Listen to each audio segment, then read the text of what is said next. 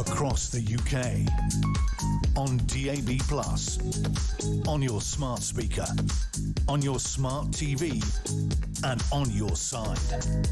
This is Talk.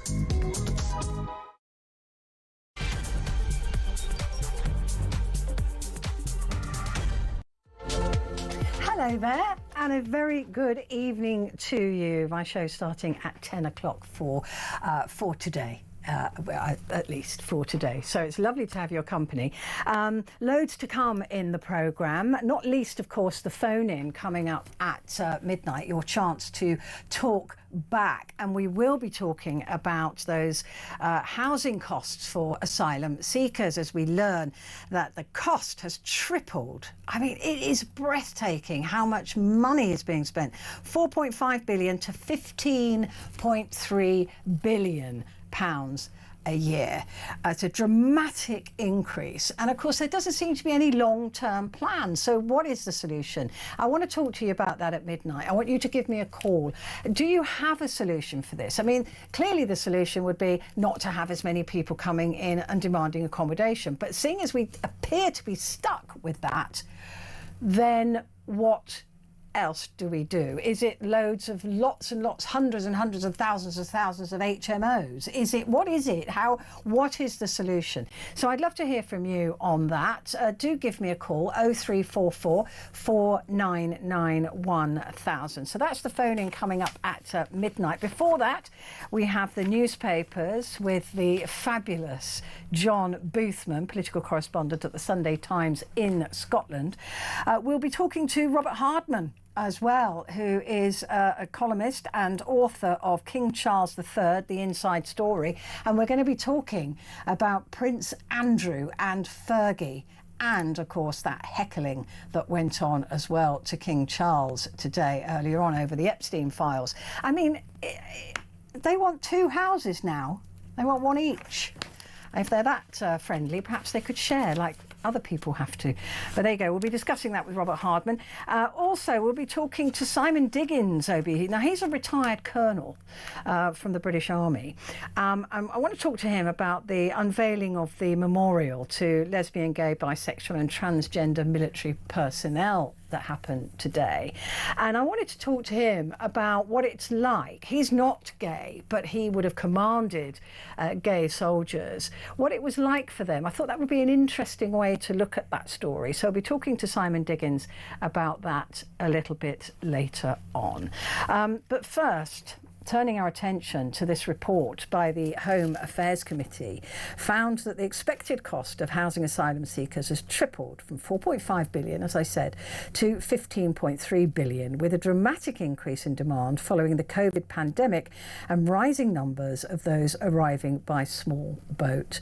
The report, referring to accommodation contracts for 2019 to 2029, criticises the Home Office for failing to reclaim excess profits from asylum accommodation providers, with tens of millions of pounds owed to the department. Now, this was all drawn up in the original contracts, and I can't help but say that I think that government procurement has got to be the worst department in the entire government.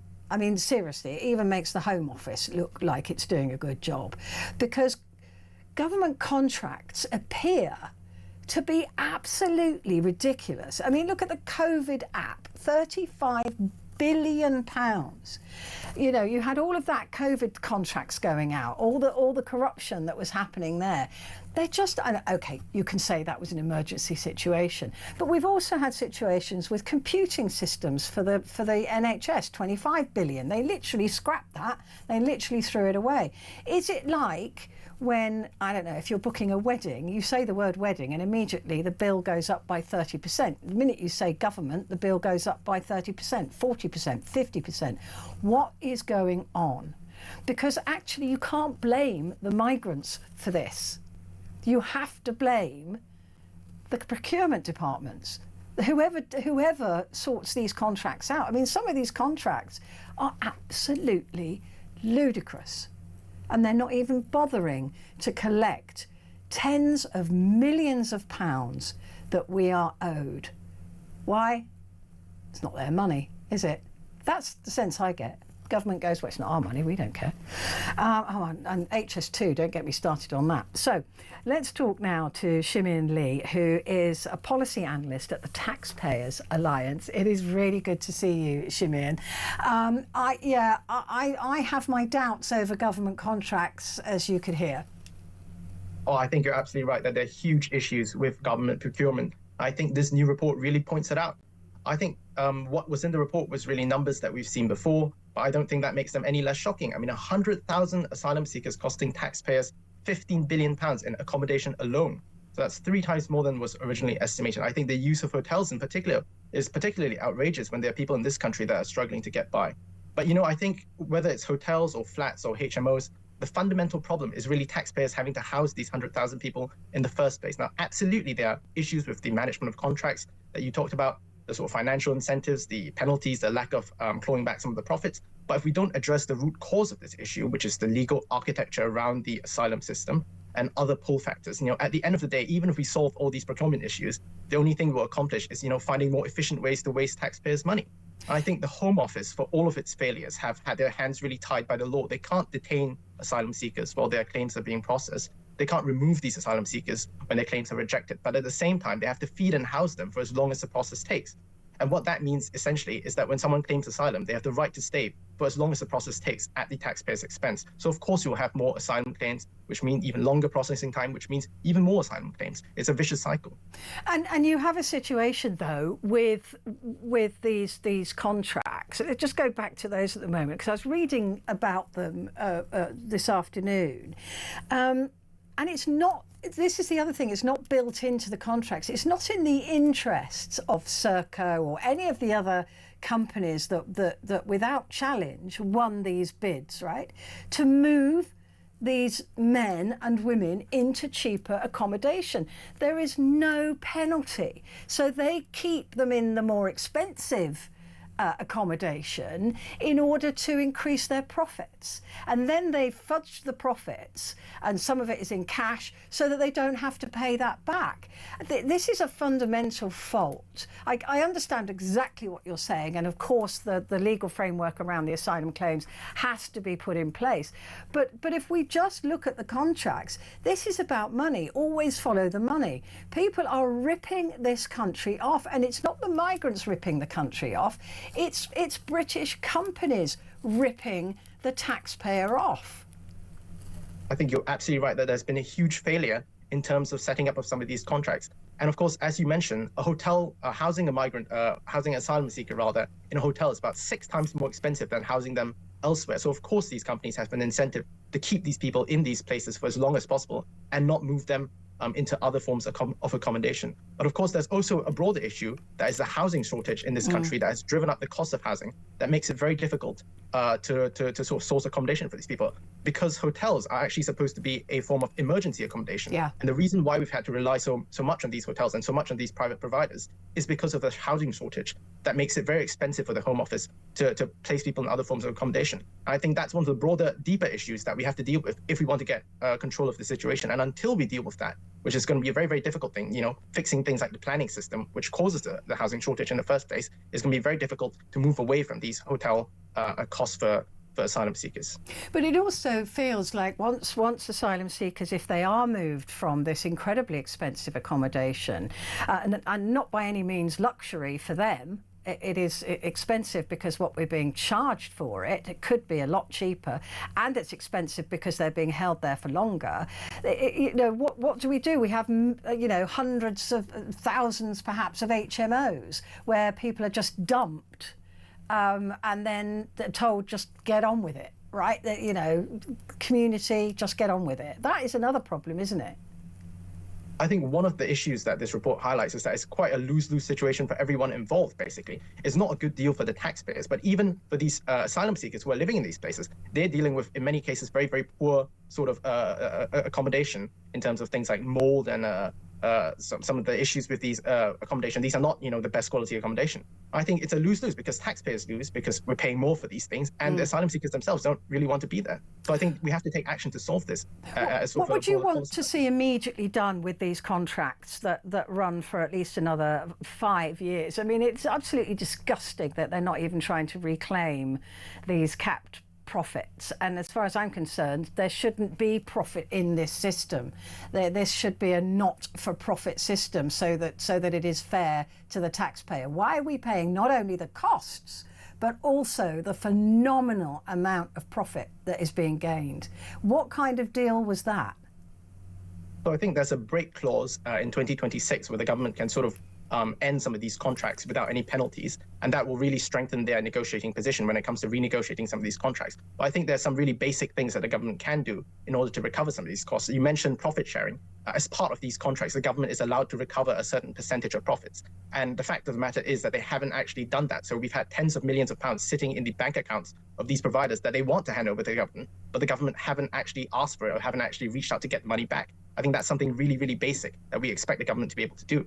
More broadly speaking, we have to sort of renegotiate some of these contracts. And once again, as I said, solve the broader sort of policy and sort of legal problems that cause thousands or hundreds of thousands of people to come in and sort of clog up the system, meaning that we have to house them.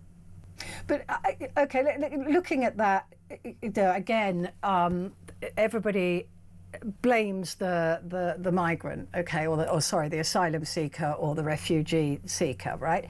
They're all being hated and blamed for the amount of money that's being spent on them. They're being hated and blamed for where they end up. They're being hated and blamed for everything. But the way I see it is that the systems encourage more people to come across. The Tories did it. Labour's doing it. There's no danger once you get onto British shores. You're pretty much assured that you can stay here. So, haven't we got to turn that on its head and stop blaming the people who are taking advantage of the system and blaming it on those who have failed the system? I think you're absolutely right. At the end of the day, it's not about whether, the people coming over are good people or bad people. At the end of the day, it's a matter of incentives, right? Yeah. If we create the wrong sort of incentives, people are going to come here. And if we create the right incentives, then they won't. I mean, the previous government tried to take some action on this in terms of things like the Rwanda scheme, where they would be moved to a safe third country for processing. I think that would have massively changed the incentives of people who want to come here. But of course, that faced massive sort of legal challenges as well. I think that's one of the other issues that is one of the huge issues that cause a lot of these problems, is because there's a lot of gaming of the system in terms of not necessarily the asylum seekers themselves, but things like lawyers, submitting last-minute appeals that really drag out the process. And of course, because the Home Office has an obligation to feed and house these people while these appeals are ongoing, even if they are, frankly, frivolous appeals, that's going to drag out the cost even more. And again, that is something that the taxpayer is funding, where people can't get legal aid for anything in this country. It appears that if you've come here and you're claiming asylum to which you're not entitled, you get free legal aid. Again, it's the system that is encouraging this behaviour. So the system has got to change, and then we won't see the amount of people coming across. I think you're right that the system has to change, but I'm quite concerned about the government's, attempts to solve this problem. I mean, what they've said is that they want to reduce the number of people in the system. Now, that can mean a lot of things, right? It can mean, reducing demand by deterring people from coming, which should be the way that we solve this. Or it can simply mean, waving everyone in. So if you think about it, the path of least resistance for the government is actually to simply just approve a lot of these claims, because once you approve these claims, the government no longer has an obligation to house them. They can start working. They can do all these things. And if, of course, once you approve these claims, you don't have to go through the very difficult legal challenges of actually removing someone. About 50% of enforced removals were actually cancelled because of things like last-minute legal challenges. But when you approve all these claims, that just leads to the exact opposite outcome that you want, because people will then have even greater incentive to come, because they know that, it's very likely that their claims will be approved. Between 2019 and 2022, actually, the approval rate for asylum claims was actually 70%, and that's like a huge number. And that's gone down since then. But because the number of cases have grown so much, in absolute terms, it's actually higher now, the number of people who are actually approved. Yeah, I mean, and that you can see that that's what Labour is doing. They're just waving more people through so that they can reduce that accommodation bill. And we're not fools, right? We can see this happening. And also when they talk about sending people home in greater numbers, what they're doing is they're picking the low-hanging fruit. They're picking people who have got, you know, back to Algeria or to Turkey or to, you know, countries that are completely safe and there's no objection to. So again, we know what they're doing. I just wish they'd tell us the truth maybe once. Well, in some cases, they're actually paying people to go. So that's another cost on the taxpayer. It's like £3,000 if you voluntarily leave. And of course, there's no guarantee that once they leave, they actually stay there, because in a couple of months, they can just come right over again. That was what happened with the government's one-in, one-out deal, sending people to France, and then that person just came right back over again. And I think in the long term, when you approve a lot of these asylum claims, and you know they may well be merited, but in the long term, we have to understand that this will just shift the cost from the asylum system over to the welfare system, because in many cases, these people will not be making net contributions to the economy. Yeah, exactly that. Or it shifts the problems to councils, who then have to house them because that is their duty to do so. Simeon, great to talk to you. Thank you very much indeed for that. I'm thinking of getting myself one of those government contracts, you know, for something. I don't know what. I'll just charge a fortune and do nothing. I think that'll work quite well. Simeon Lee there, policy analyst, the Taxpayers Alliance. Well, joining us now is Lauren Starkey. Now, she's a social worker and an anti-trafficking campaigner who works with young asylum seekers. Now, I wanted to speak to Lauren because I wanted to get the other side of this story and talk about those with legitimate asylum claims. And we know not everybody has that, but how are they feeling right now? And are they concerned about their future? Lauren, good to see you. There is always another side to this story. And as I've been trying to say, the migrants and the asylum seekers and the refugee seekers, they're all getting the blame for this and the hatred for this. But I can't help but see that these are the systems that are put in place that are failing everybody. Absolutely, and I really appreciate you having me on to talk about this, Petrie, because it is the asylum seekers themselves who are getting the blame for this, despite the fact that they are not the ones who chose to be in the hotels. Nobody actually supports the use of hotels. Even those of us who support refugees and asylum seekers are not in favour of the use of hotels. Nobody is. They are really neglectful environments. I personally was part of a campaign group against the use of hotels for unaccompanied children, where we lobbied the local council, the Home Office, the government, saying, you know, you shouldn't be putting children alone in hotels, which they did, and hundreds of children went missing and were found to have been trafficked, and that was ultimately found to be unlawful because it's known that hotels are very neglectful environments. They weren't right for unaccompanied children in particular, but they're also not right for adults, they're not right for families. And these hotels are bad for local communities, and they are bad for the refugees who are in them who don't want to be there.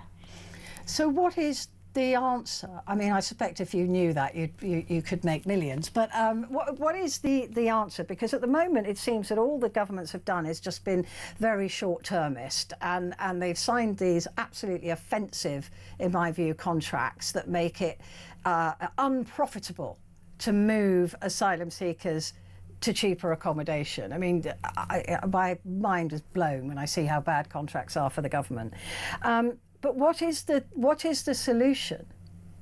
Well, you're right that the amount of profit being made is absolutely staggering that's gone into the hands of private companies. Now, prior to the use of hotels, because we have to remember this is a relatively recent phenomenon, prior to hotels being used, we had a stock of asylum support housing that was generally used. It was dispersal accommodation across communities.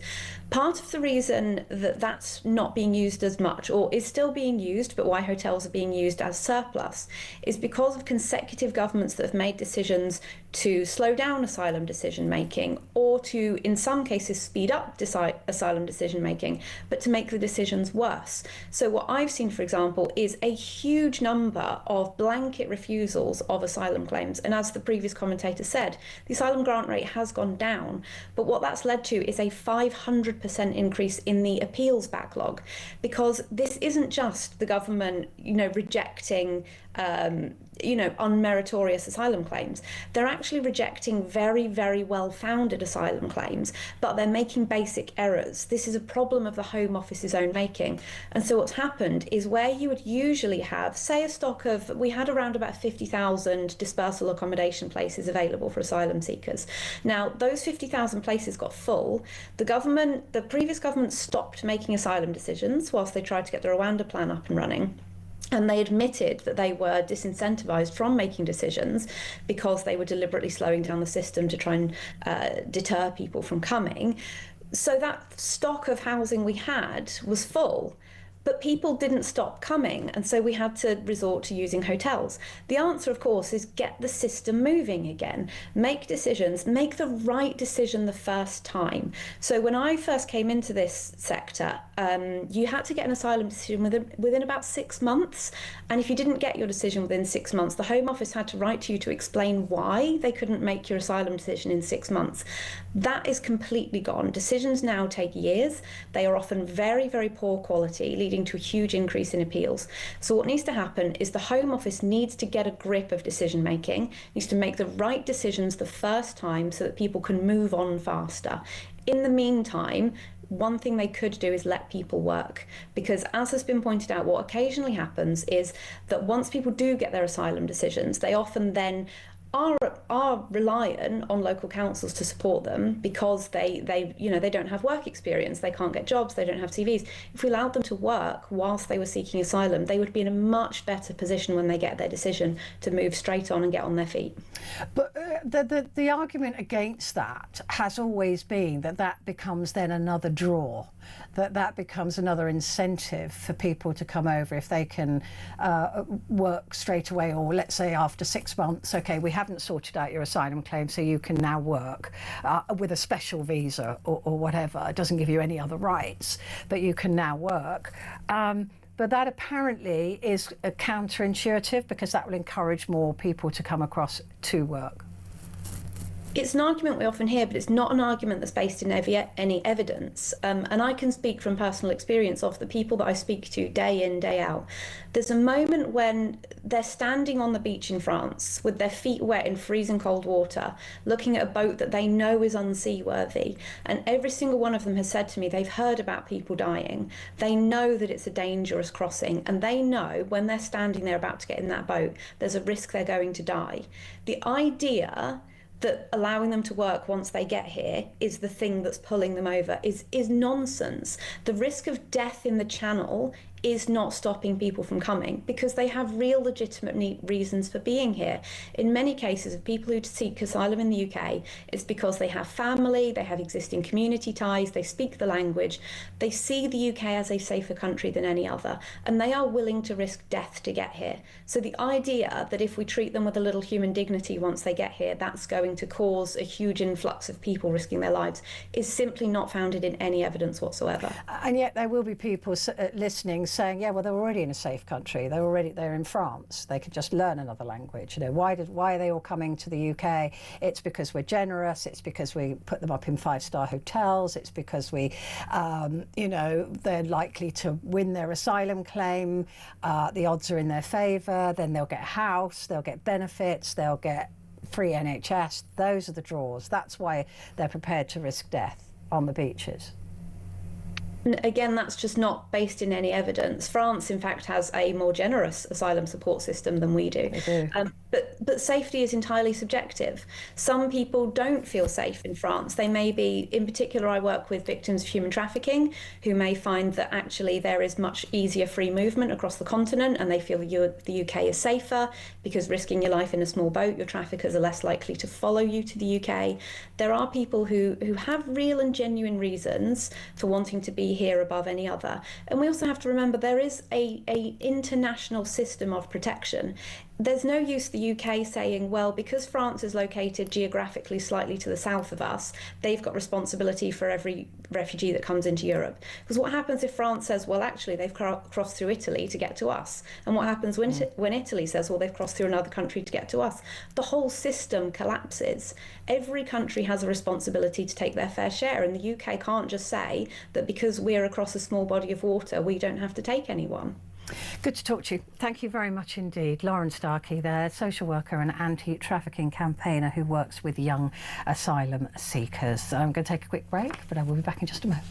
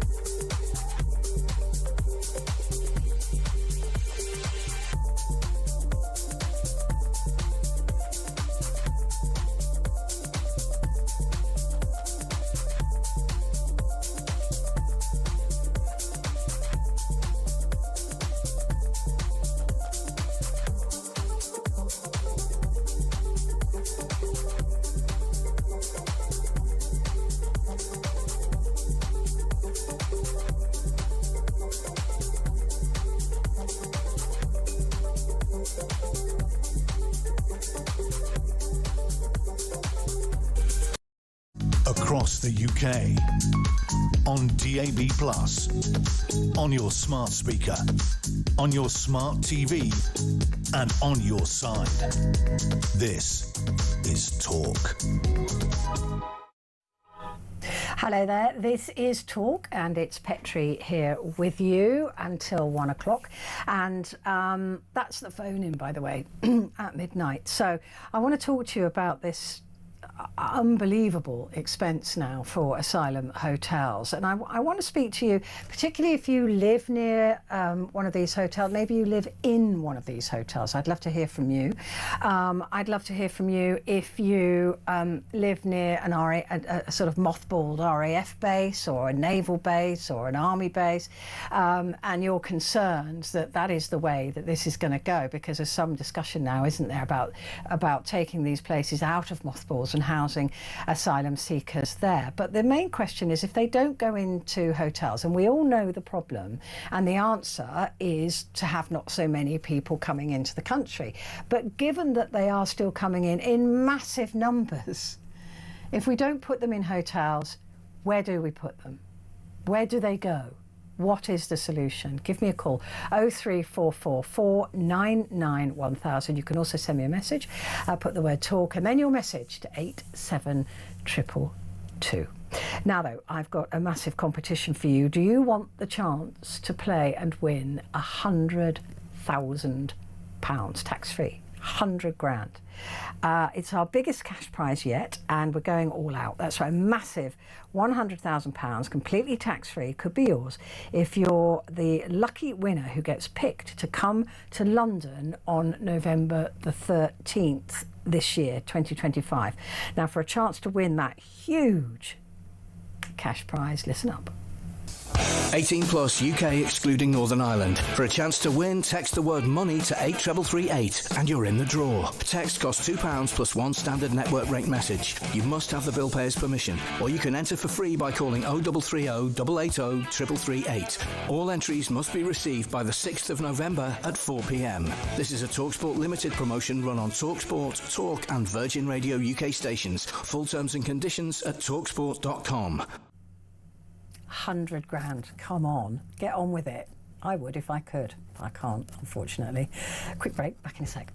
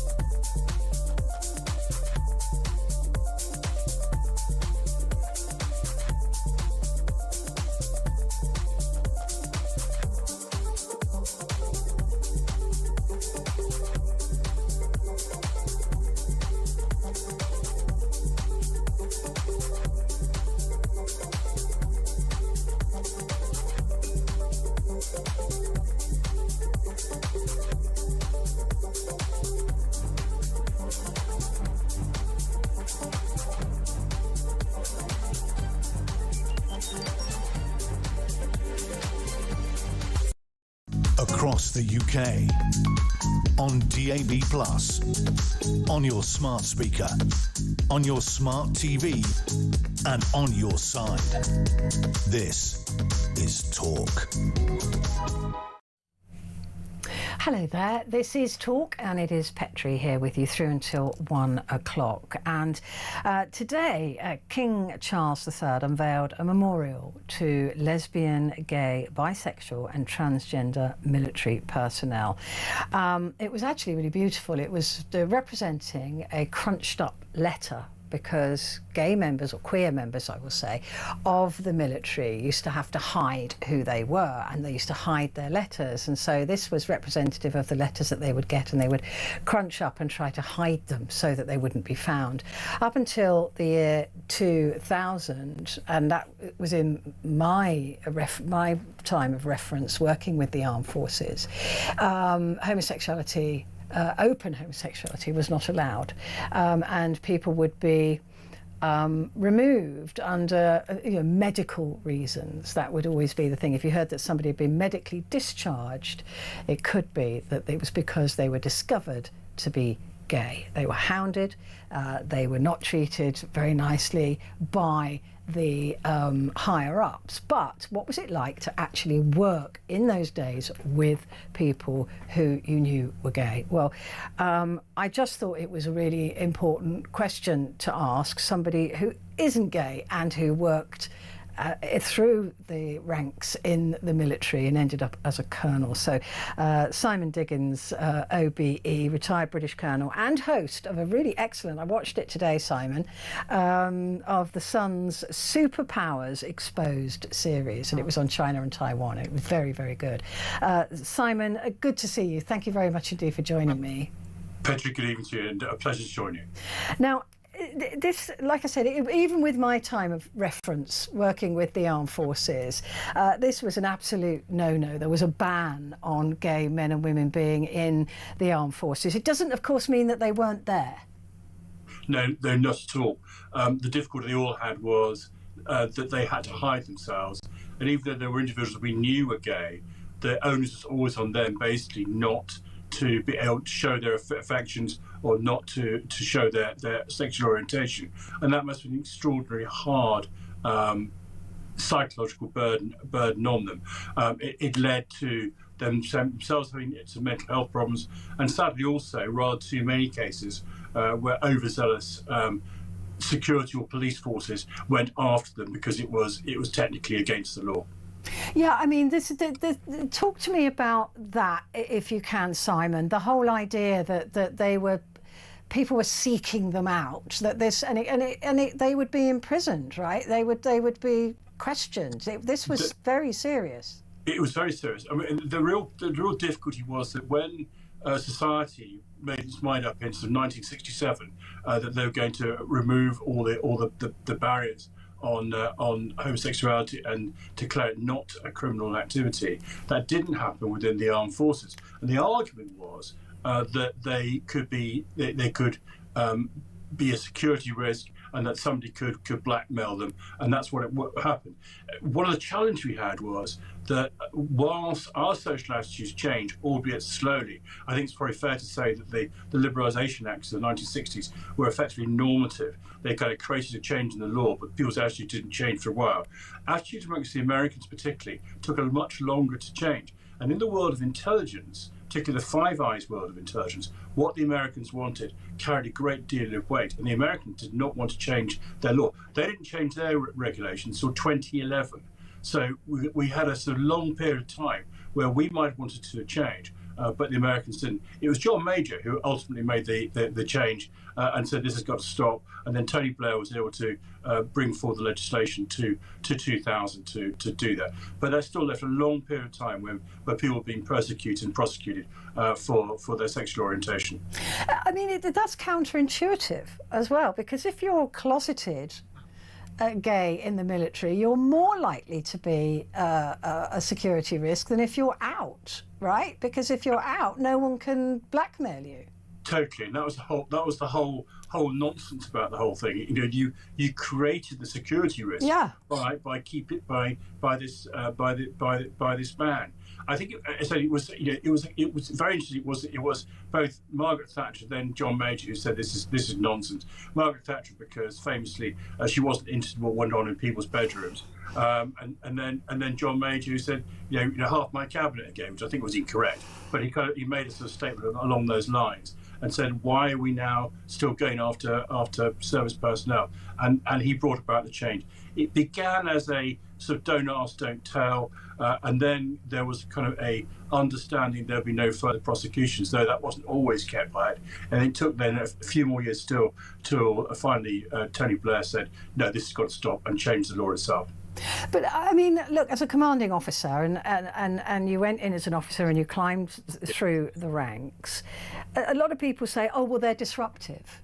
If you've got gay men, for example, or the other guys are not going to want to shower next to them, or it's the same argument that's used in blooming football, for God's sake. But the whole thing about, oh, they break up the team, they're not. They're not like, all of those arguments. And in fact, America has gone back to using those arguments and are trying to dismiss gay and transgender members of the armed forces. But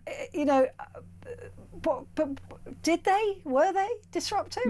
No, not at all. I think that the reality was that people judged people by how they performed. What was their character? What was the content of their character? What was the way they conducted themselves militarily? And people were often very, very tolerant of individuals who are known to be gay. And if you got the slightest sort of sniff that the RMP, the Royal Military Police, were coming after them, then they might be moved on. But sadly, of course, that wasn't always the case, and individuals were caught. But people were very open and very willing to judge people by what were they like as soldiers, what were they like as airmen, what were they like as sailors, and not by their sexual orientation. I mean, I won't lie and claim that we were sort of a bastion of liberal progressivism. We weren't.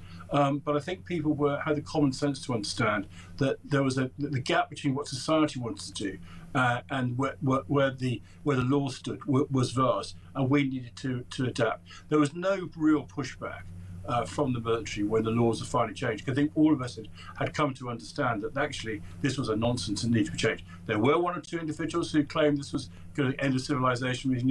The overwhelming majority of us were very clear this was not.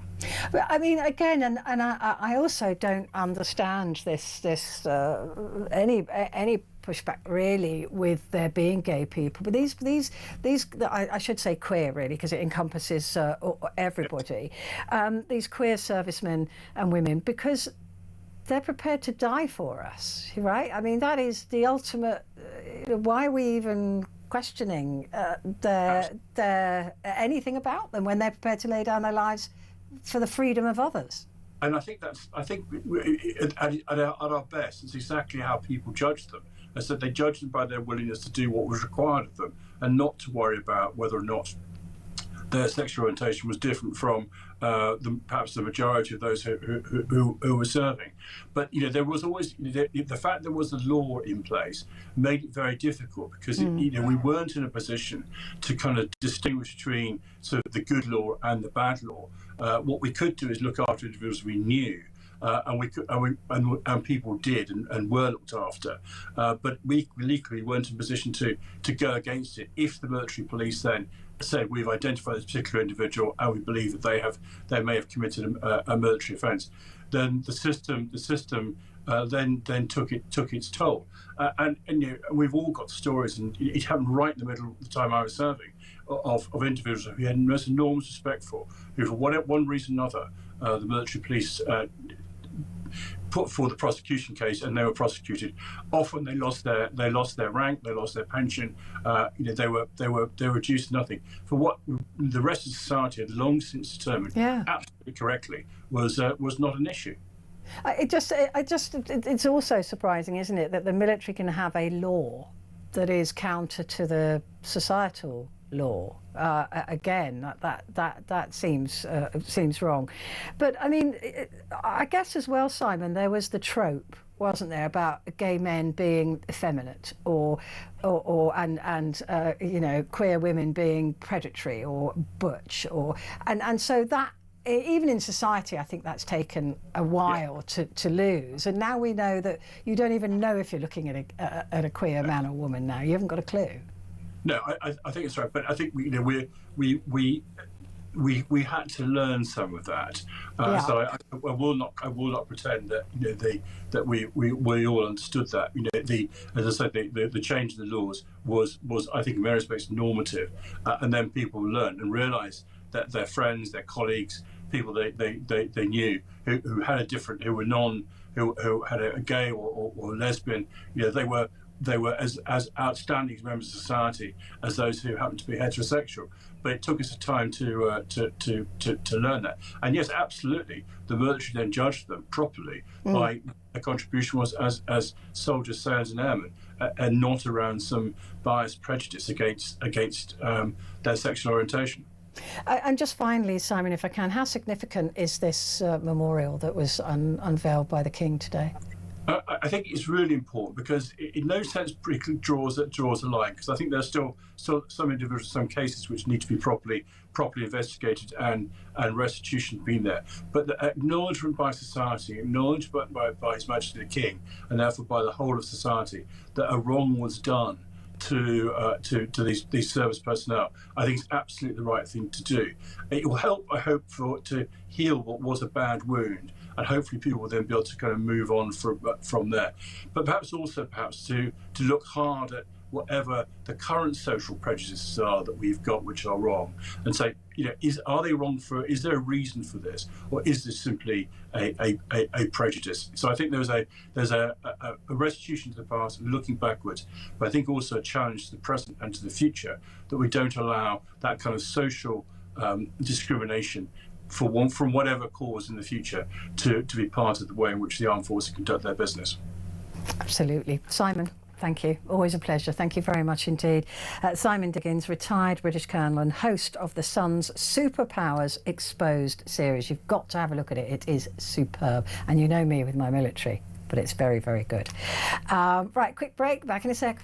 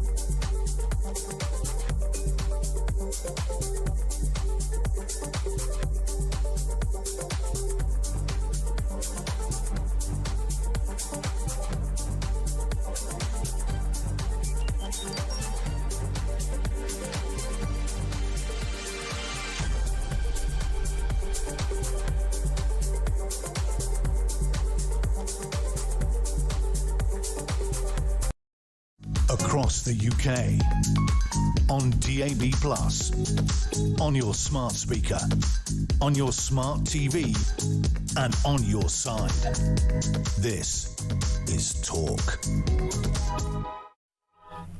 Hello there, this is Talk, and it is Petrie here with you until 1 o'clock. And Prince Andrew, he is a problem, isn't it? He is a problem for King Charles, he's a problem for the taxpayer, he's a problem for the government, he's a problem for his own family, extended family.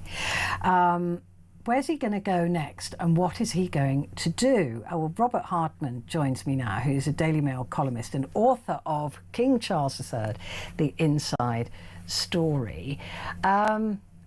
Gosh, I wouldn't want a relative like him, I have to say. Talk me through what might possibly be going through King Charles's mind at the moment, particularly since he was heckled, right? King's not used to being heckled. Yeah, no, royals are generally not heckled. Good evening, Petrie. No, royals don't really get heckled. I mean, I think we should put this one in context. The King was on an away day to Staffordshire. He was outside Lichfield Cathedral, big crowd of people wanting to see him. There was one protester there who had an agenda. I mean, this wasn't just a sort of passerby who felt very upset about Prince Andrew. This is somebody from the pressure group Republic, which is very much, campaigns vigorously to get rid of the whole monarchy and off with their heads. So we're not exactly, this. I don't think this is, should we say, a sort of a very fair reflection, particularly as the crowd around him immediately jumped on this bloke and told him to shut up. But nonetheless, I mean, it reflects the fact that passions are very high out there about the subject of Prince Andrew. And the King is in a difficult place because, as you say, I mean, what do you do when you have a family member? You can't resign somebody from your family. You can't expel them. They are kith and kin, but I mean, the King has done just about all he can to sever links with them. I mean, he's cut off his allowance. He's got no public duties, no public role. He's not a burden on the taxpayer. He's effectively living a life of kind of internal exile. However, what brought this to a head was the statement just over a week ago, when it was announced that the Duke of York would no longer call himself Duke of York. He was going to drop the title, drop the honours, just call himself Prince Andrew. And he was forced into that by the King, of course. Because he'd been basically the events have shown that the interview he gave all those years ago to Newsnight wasn't strictly speaking accurate. There'd been new developments in the story, the long story of him and Epstein. And it seems that, he hasn't been totally clear about that. So I think that was the moment the King thought, well, you know what, I've had enough of this. Does he like his brother? Well, I don't know. I haven't asked him. I mean, I'm sure there's that sort of funny old kind of combination of love, exasperation, utter despair, fury. I mean, Prince Andrew's judgment over the years has been utterly deplorable. I mean, he's trashed the royal brand. I mean, he made life miserable for his late mother in her final years. I mean, and through it all, I think one of the things that the public finds so difficult and frankly one of the reasons he is so unpopular is the lack of contrition. There's absolutely. He just comes across as entitled, and he's sitting wherever he's sitting at the moment in the lodge, going, "I don't understand what all the fuss is about." That's exact. He doesn't think he's done anything wrong. He has amazing powers of delusion. I think he probably does think this is all monstrously unfair. Let's make it quite clear. This is someone who has not been formally charged with anything, hasn't been convicted of anything, hasn't been sentenced for anything.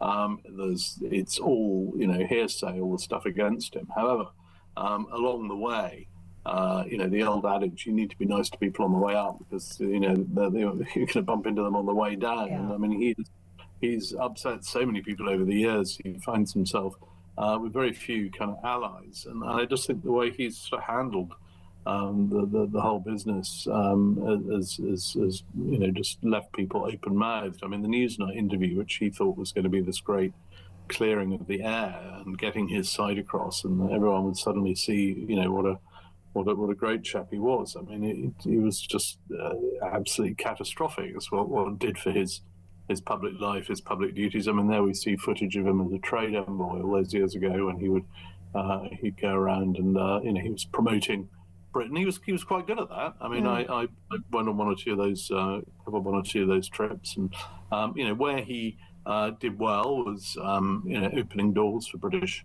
interests often in sort of places that weren't 100% democratic. He was very good in the Middle East, places like Kazakhstan, Uzbekistan, Azerbaijan, those sort of places.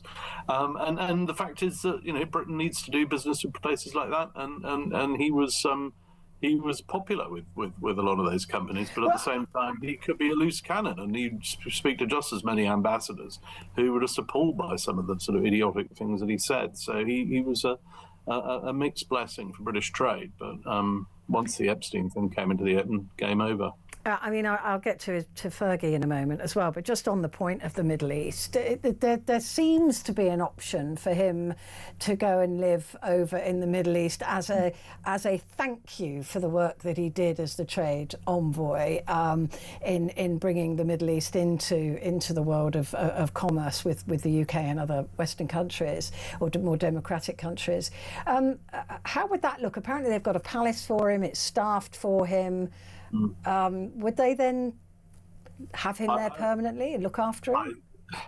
Well, I mean, if they were prepared to take him on and treat him in the style to which he's accustomed, then I think that's probably a kind of win all round. Would he go? Who knows? I mean, don't forget he's got he's very close to his two daughters who are sort of blameless and all this. Who I've interviewed both of them. They're very charming, very kind of level-headed, remarkably kind of together. To now young mums, and he's very fond of his grandchildren. So I suspect he's not going to want to sort of up sticks and just vanish from British shores. But I mean, I think the option to go and spend some time abroad. I mean, it certainly it has a lot of merits. I mean, it's quite a time-honoured route for Brits in trouble. I mean, one thinks of the disgraced Edward VIII after he'd abdicated in 1936 and became the Duke of Windsor. He then essentially moved to France. He was exiled to the Bahamas in the Second World War as governor. I don't think there's any role for Prince Andrew. I don't think certainly there's no diplomatic role, no vice-regal role. But yeah, sure, if the Saudi authorities are prepared to give him somewhere to live, and this has happened with... Well, that would be a weight off King Charles's shoulders, wouldn't it? I mean, at the moment, it seems that Andrew has said that he will leave the Royal Lodge, but he wants two homes in replacement, one for him and one for Fergie. Now, the Fergie, no longer Duchess of York, she's not covered herself in glory either, particularly with Epstein. No, I mean, Epstein, for example, paid off her overdraft at one point. She was sort of rude about him in public, but then as it transpired in the latest round of leaked emails, was busy kind of trying to patch things up, saying, "Oh, I didn't really mean it," and that in turn has cost her the handful of residual charity patronages that she held. So it's, I mean, yes, her life as the life of Prince Andrew. I mean, everything that it's a sort of anti-Midas touch, Epstein. Everything, anyone who comes close to him, anywhere near him, is sort of almost sort of doomed, and that certainly applies to her as well as him. I mean, she has been loyal to him. She's stuck by him. She's had her own challenges in recent years. She's talked publicly about having a cancer diagnosis 2 years ago. So this is a very hard time for her, no doubt. And she has. There we see the wedding day of Princess Eugenie at St George's Chapel. I mean, that was back in 2018. I mean, I get the impression, though, Robert, they'll be fine. One way or the other, they will find their way. Robert, thank you very much indeed. Always brilliant to talk to you. Thank you. Robert Hardman, there, Daily Mail columnist and author of King Charles III, The Inside Story. Stay where you are. Papers next.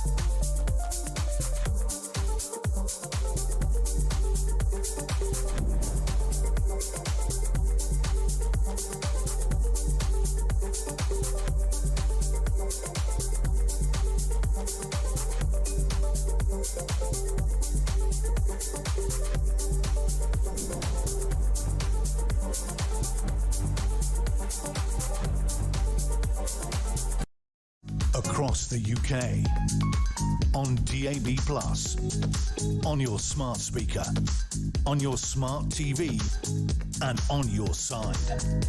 This is Talk.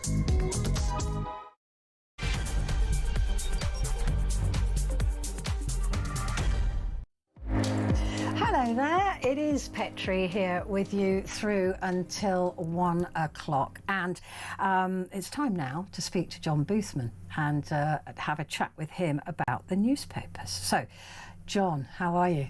I'm good, how are you? I'm very well, thank you. How's the weather in Scotland? I imagine it's as dreary as it is here, is it?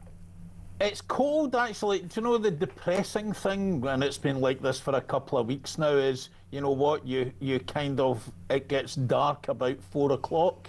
So it's cold and it's dark and it's miserable. Okay, there's a wee bit of respite now in the morning for the early risers with the clocks going back, but, you know, I feel as if it's going to be a long winter. It does feel like that. If nothing else. Already you know? It feels like that. Even just today I was thinking, oh my God, it is so dreary now. Like just that 1 hour makes that difference. Anyway, at least I remembered this time to change my clocks, so that worked. John, let's start with the Sun newspaper for Tuesday. It got a really quite horrible picture of Prince Andrew on the front there, looking a bit evil, to be honest with you. Costmore Cottage is the front line, the headline there. And I've just been speaking to Robert Hardman, actually, about Prince Andrew, where he's going to go next. And it looks like it could be Frogmore Cottage, which, of course, Harry and Meghan lived in. Yeah, and this story in the front page of the Sun saying that despite the fact that I think $2.5 million or so was spent in it 6 years ago, I think, to redecorate it for Harry and Meghan, it's going to have to be redecorated again, and it's only one of the two cottages that Prince Andrew appears to think, or somebody appears to think at least, he's entitled to if he gives up the very large property that he's living in, which he's paying a peppercorn rent for. I mean, this couldn't get any worse. Well, maybe it could, but it's pretty horrendous stuff, and I think the public will probably do take a very, very dim view of all of this. Last week, I think I certainly remember a poll that was quoted in the Daily Mail last week, which said that more than 80% of people in the country had a dim view of Prince Andrew, and what was it, 52% or something think that Parliament should basically remove his titles. Yeah, I mean, that's a very complicated process, isn't it, to take the titles away from it. He said he won't use them anymore, but he still holds them. And it's very, very complicated for it. And if they want his princehood taken away from him, that's even more. I think it can be done, but it hasn't been done, for at least for a very, very long time. Yeah, these two houses, I mean, look, even aside from the Epstein stuff, right, which is difficult enough to say, okay, because he's not been convicted of anything, he's not been found. His behaviour is just so arrogant, and I was saying to Robert, you know that he sat there in one of his 30 bedroom lodge that he's in at the moment, the Royal Lodge, saying, I don't know what all the fuss is about. You know, I've done nothing wrong. You know, he just comes across as so entitled and so arrogant. I think that's what people hate him for more than the Epstein stuff. Yeah, and handled badly, Really? more badly at every single stage. Yeah. Again, you know, I've been thinking about two things tonight. I was thinking about that Emily Maitlis interview, the famous Newsnight interview, where he never covered himself in glory at the end of the day.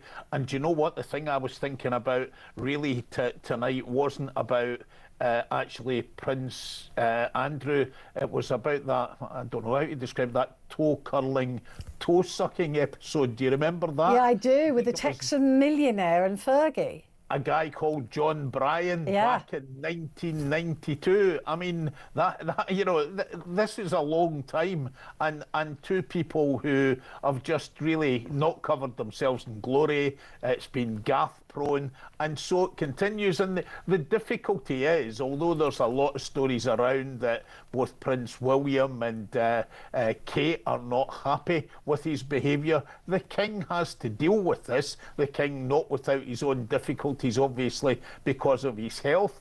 They have to watch at Buckingham Palace that they don't handle this badly. Again, there's a story earlier today, you'll remember Jenny Bond, the famous BBC royal correspondent, saying that, you know, that Buckingham Palace better watch themselves in this one. This guy is just deeply unpopular, and that ain't going to change with the public. And if he ends up swapping 2 for 1, in terms of, you know, where he's going to live, that won't be a popular move at all. And the thing is that he wants one cottage. I mean, when we say cottage, right, they're rather substantive, beautiful properties, and he wants one for his ex-wife. What right has she got to a royal home? I mean, literally nothing. I mean, I know, and she's been an embarrassment. Come on, I mean, you know, I was watching I have some friends round on Saturday. We were watching one of these documentaries on Channel 5 about Fergie. I mean, the whole thing is embarrassing. The whole story of her going bankrupt and begging Epstein for money, and even Epstein not wanting to take phone calls from her. You know, even a paedophile sex trafficker doesn't want to take phone calls from Fergie because she was just asking for money the whole time. I mean, the whole thing is just grubby. It's just grubby. Yeah, and Andrew's dealings with the Middle East, it's grubby. Yeah, look, it's so embarrassing. I mean, there were stories that, you know, there is a kind of, you know, I think I heard you talking earlier about, you know, the old king before, you know, back basically the abdication and stuff. You know, he went abroad, but, you know, he was still an embarrassment. There were stories last week that, you know, basically Prince Andrew might get banished or something to the castle of May, where the Alfred Scott, you can have him. Yeah. Thanks very much. I thought, right, that'll do. There's not that many people live up there near the castle of May, but, you know, the whole thing, I don't know, it's excruciating talking about it. It really is, and as Jenny Bond was saying, that this is serious for the entire royal family, and I think that Prince William knows that, right? When Andrew turned up at the funeral the other week, and you could see William behind his hand, obviously saying, "What the hell are you doing here?" You know, to Andrew.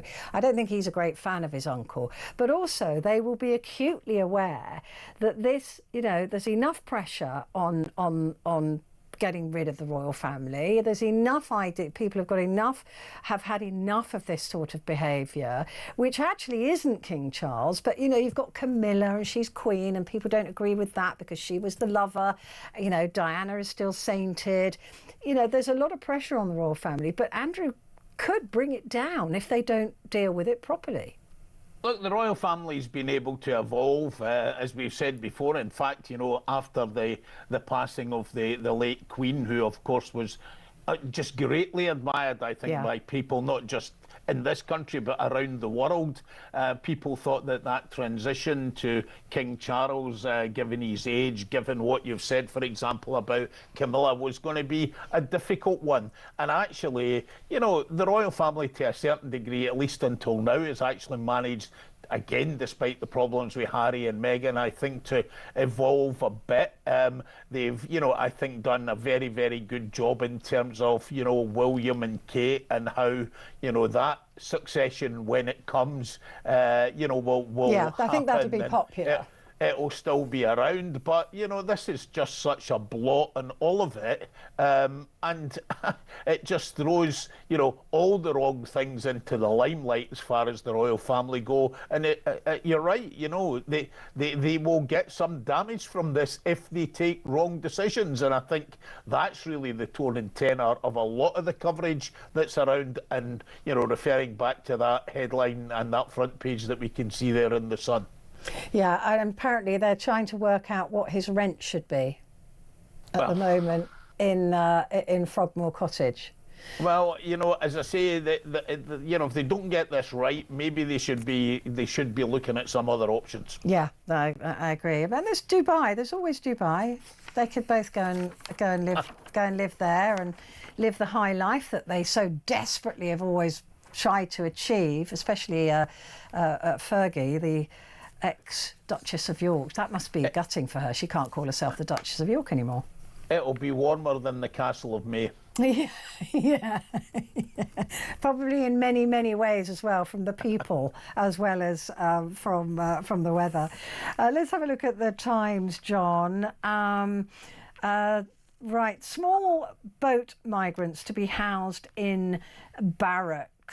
This is interesting because this is what my phone-in is, and it's to talk about, you know, the hotels and the bills that are absolutely disgraceful, that have tripled to 15+ billion pounds a year, and people making massive profits out of this. And I mean, I just find it absolutely disgraceful that there is profit to be made, that it should be a not-for-profit situation with the government. But now we're going to start with this again. Cameron Barracks in Inverness. There you go. Yeah, Cameron Barracks in Inverness. I think it's the regimental HQ of the Highlander Regiment, which is part of the basically the Royal Regiment of Scotland. They're all the old Scottish regiments are all badged under one regiment, the Royal Regiment now. So that's where this first barracks is going to be open as a detention centre for asylum seekers, and they're talking about this happening before the end of the year. I think there's a sub-headline there in the Times saying they want to get all of these hotels, asylum hotels, closed within a year. There was, you know, if you look back, there was a huge expansion in people going into hotels, and as you say, billions of pounds have been spent. The story from the Select Committee report at Westminster suggesting that £46 million is owed from two contractors to pay that they haven't bothered to claim back.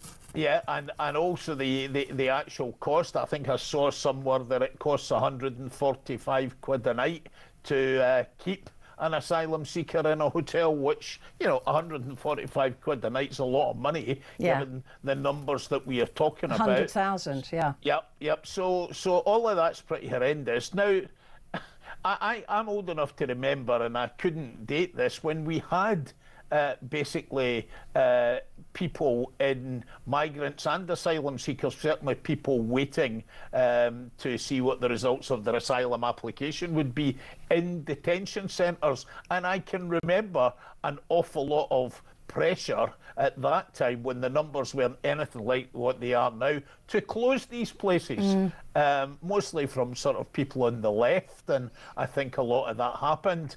And, you know, here we are in the situation that we're in now.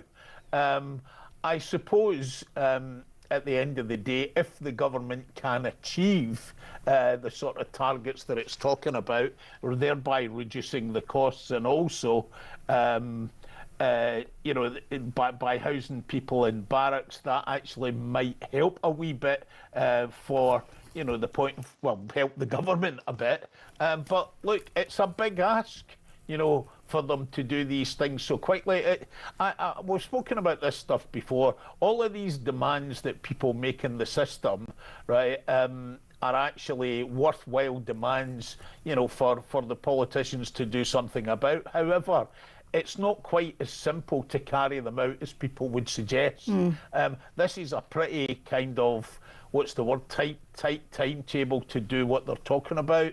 You know, opening these barracks, couple of barracks before Christmas, and then getting everybody out of asylum hotels in a year. John, I'm not convinced. You know, I mean, we know that the disgraceful expense of these hotel rooms, and it's 145 a night. That's not per room. That's per sure. Asylum seeker. So they've got 3 to a room. These people are the contracts we're giving to are absolutely making a fortune of profit. There is no way that is the actual cost of keeping 3 or 4 men in one room in a rundown hotel, right? Also, there's no incentive to move them out of the very expensive accommodation into cheaper accommodation. It's 6 times more expensive than any other, because they don't make their big fat profits. And this is where it's all gone wrong. This should never have been a private company. It should never have been a profit-making concern that is just creaming money off the taxpayer for a massive payday. And that 46 million that's owed, that's just a tip of the iceberg as to the amount of profit that we're seeing for these companies that are just literally taking the mick. And are we guaranteed that this will be cheaper? I mean, look at Bibi Stockholm. That was a disaster. So is this going to be another waste of money, another disaster? Well, that's partly the question that I'm asking. Is it doable? Is it deliverable? Yeah. And as you say, is it doable and deliverable within a reasonable cost? Yeah. And, you know, the other thing that has to happen is, at the same time, you know, applications from the people that we are talking about, from asylum seekers, need to be dealt with in the courts more quickly, in order it can be determined, you know, who is not legally entitled to be here. And secondly, what then happens to them afterwards? But, you know, we've already had some disasters round about that, not least in over the past weekend. I mean, the whole system is just, it's not even broken. I don't even think it was there in the first place. It just seems like if you really wanted to stuff something up, this is how you'd do it. If you know, because it's so bad that it feels deliberate. I mean, I know it isn't deliberate. You know what I mean? It's just so bad. How can it be so bad? Well, look, there are too many things that we can look at across the whole country where things are broken, where things are not fit for purpose, whether that be through a lack of resource, whether that be through, you know, just the way that we run things, how poorly run they are. And, you know, we don't need to look any further than what happened in Chelmsford on Friday, right, in one individual case to kind of point to any of these examples. Yeah, no, it is. I don't know how any politician for the last few years can hold their head up. I really don't. John, we'll take a quick break and we'll be back in just a moment.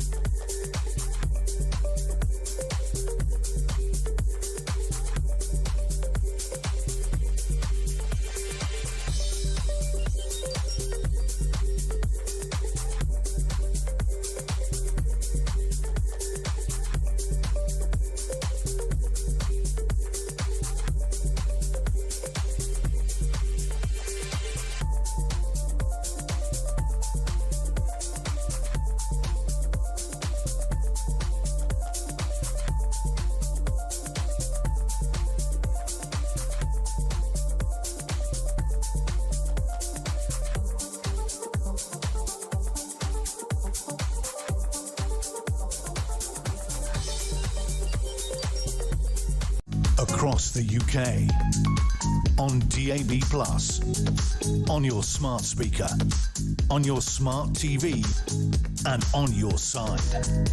This is Talk. And a very good morning to you. It's very, not good morning. Well, anyway, hello. It's nice to have your company. It is Petrie here with you, and with me is John Boothman, political correspondent at the Sunday Times in Scotland.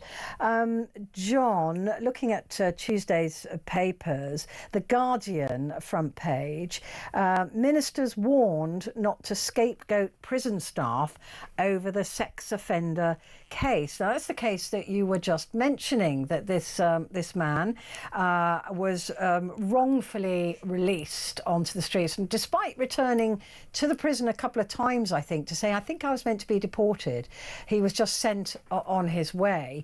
And they're saying, look, it's not the prison staff's fault.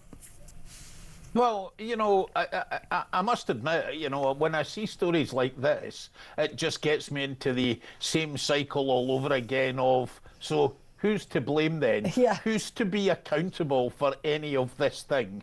You know, this person who's been the most high-profile prisoner in the whole of the United Kingdom over the past fortnight gets released, as you say, tries to get back in to say, where am I supposed to go? What am I supposed to do? Yeah. Right? And at the end of the day, ends up being directed to a train station. I mean, you couldn't make it up. And you know, as soon as somebody says somebody's to get suspended or some actions to be taken against somebody, it's like, oh, no, you can't do that. Oh, well, why that person's not to be blamed? Look, somebody needs to take responsibility for this. Somebody did something wrong here. You know, though it's worth saying, and I think I remember this from a couple of weeks ago, is it 262 prisoners yeah, were released, about to say, 262. Released in error last year. Now, that works out at about 5 a week. Right, so we're talking about one for every weekday of the year, right? They say that, and if there's to be any sympathy for the staff at all where this is happening, they say that there have been so many changes in relation to early release that's just complicated things for people in the front line. In fact, I think one of the reports that I saw said that some people had been kept in jail too long.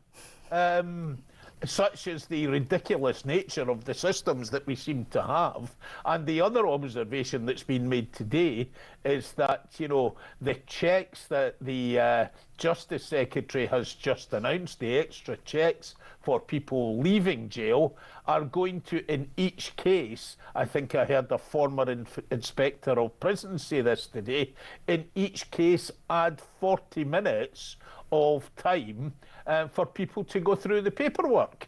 So, again, you know, we're back to this stuff, right? Why is this so broken? Why is it so complicated? I mean, you have a list of people you're supposed to be releasing. You check their name or whatever. You check, don't you? I mean, I would have thought that'd be relatively simple. Is your name, you know, John Boothman, right? You know, we know it's you because we've just taken you out of that cell. Yeah, now you can be released. If your name's not John Boothman, back you go. I don't see how difficult it can be. I think one of my friends once said that would make too much sense. Yeah, possibly. I don't know. I mean, like you said, so much is broken, isn't it? It's hard to pick anything that's actually working at the moment. But are we going to end up in this utterly perverse situation where nobody's going to get the blame for this? Nobody's going to take responsibility. Of course, we always do. Nobody's going to get disciplined, and we just shrug our shoulders and wait for it to happen the next time. I don't know which politician and which party, I got kind of fed up with this today, I heard saying that these changes that are being introduced, we must ensure that this never happens again. And I'm like, yeah, that'll be shining bright. Yeah, we must learn from our mistakes. I'm so bored of hearing that as well. But yeah, nobody will take accountability, John, because nobody ever does. I mean, the contracts that were signed on the asylum hotels, who's gonna take responsibility for that shambles? You know, nobody. We don't know. Faceless civil servants somewhere in the Home Office. They'll never take accountability because they never do. Unlike the likes of you and me, who have to take accountability for everything. The other story on the front of The Guardian, and it's quite a dramatic photograph. I'm sorry for those of you who are listening on radio, you can't see it, but it is the Hurricane Melissa heading on its way to Jamaica as people began. And this is a absolutely gargantuan storm, and it is horrendous, and this is going to hit the islands. It's going to be the strongest hurricane since records began. This is not good, right, and not good for the people of Jamaica. You know, let's see how damaging this is. Let's hope people are prepared for it. I'm interested in the fact that it's also juxtaposed next to a story on the front page about climate change. I was just about to say that, yeah. Yeah, and how, you know, we've exceeded the 1.5, is it 1.5% Celsius, yeah. Rise in temperature, and a warning from the General Secretary of the United Nations that things are not in a good place. Yeah, and it is. I'm sure that's not a coincidence that they've put those stories side by side. But that image, I mean, you know, I hope everybody's okay. The Daily Mail. Let's have a look. Oh, this is the. Threat of a mansion tax sparks house market havoc. This is Labour's plan to hammer homeowners with a new mansion tax. And they're talking about any property over £2 million would face a charge of 1% or of any amount over that value, the equivalent bill of £10,000 per year in any home worth over $3 million. Well, but somebody might be property rich but cash poor.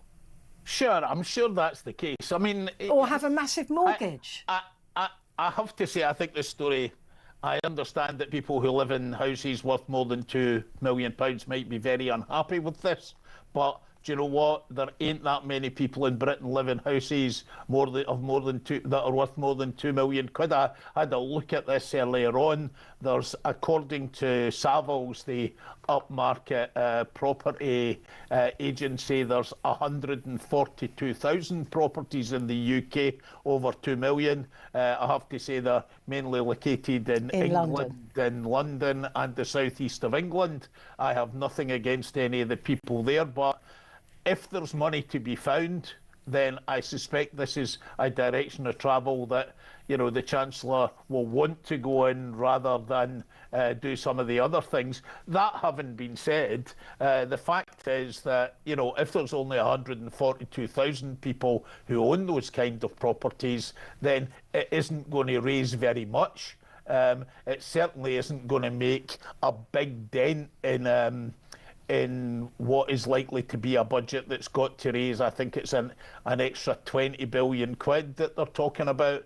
And the more interesting thing about the budget that we'll have to wait and see is whether or not Labour's going to break any of its income tax plans that it's spoken about, and also what on earth it's going to do, right, about the burgeoning welfare bill, which the Chancellor and the Labour government failed to do something about last year, and it's probably going to end up in, well, I don't know, a similar place after the budget. I think the signals are that we might get income tax increases. Yeah, that's what I think. And some cuts in spending.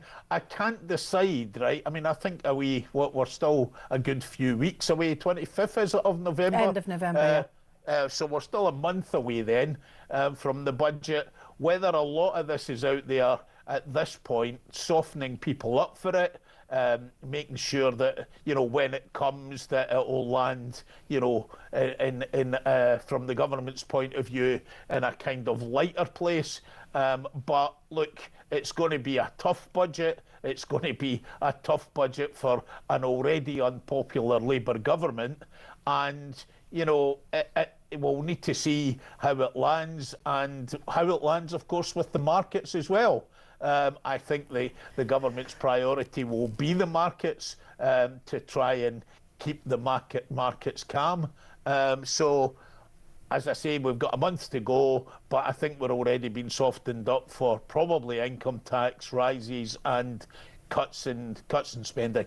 Yeah, I was reading the other day, though, that we're pretty much at the point now where we give the Exchequer more than we keep, in terms of all the taxes that we have to pay. You know, VAT and all of those things that we've tipped over, where they're getting more than we actually keep for ourselves. Yeah, this mansion tax, I can't see it being very easy, to be honest with you, John, because they're going to have to reevaluate all these properties. They're going to be arguments as to the true value of the property, because obviously they'll say it's worth more than the market might say it is. This is not going to be easy. This is not a quick fix. 10 grand a year from each of these houses. It's just not going to work like that.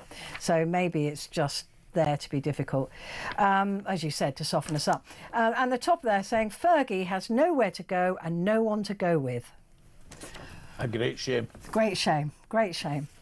Quick break. We'll be back in just a moment.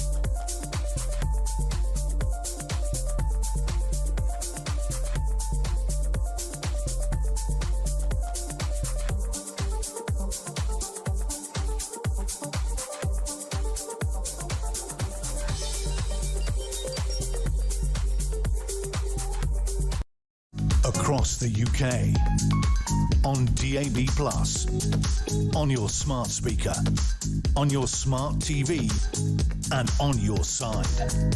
This is Talk. Hello there, thank you for joining me, and we're here talking about, me and John Boothman, political correspondent at Sunday Times in Scotland. We're going through the papers for Tuesday. Now, John, I'm just going to push through the I and the FT, because we've just talked about this. Bigger tax hikes and spending cuts on the way in crunch budget, Reeves signals. She wants to build a bigger reserve of cash.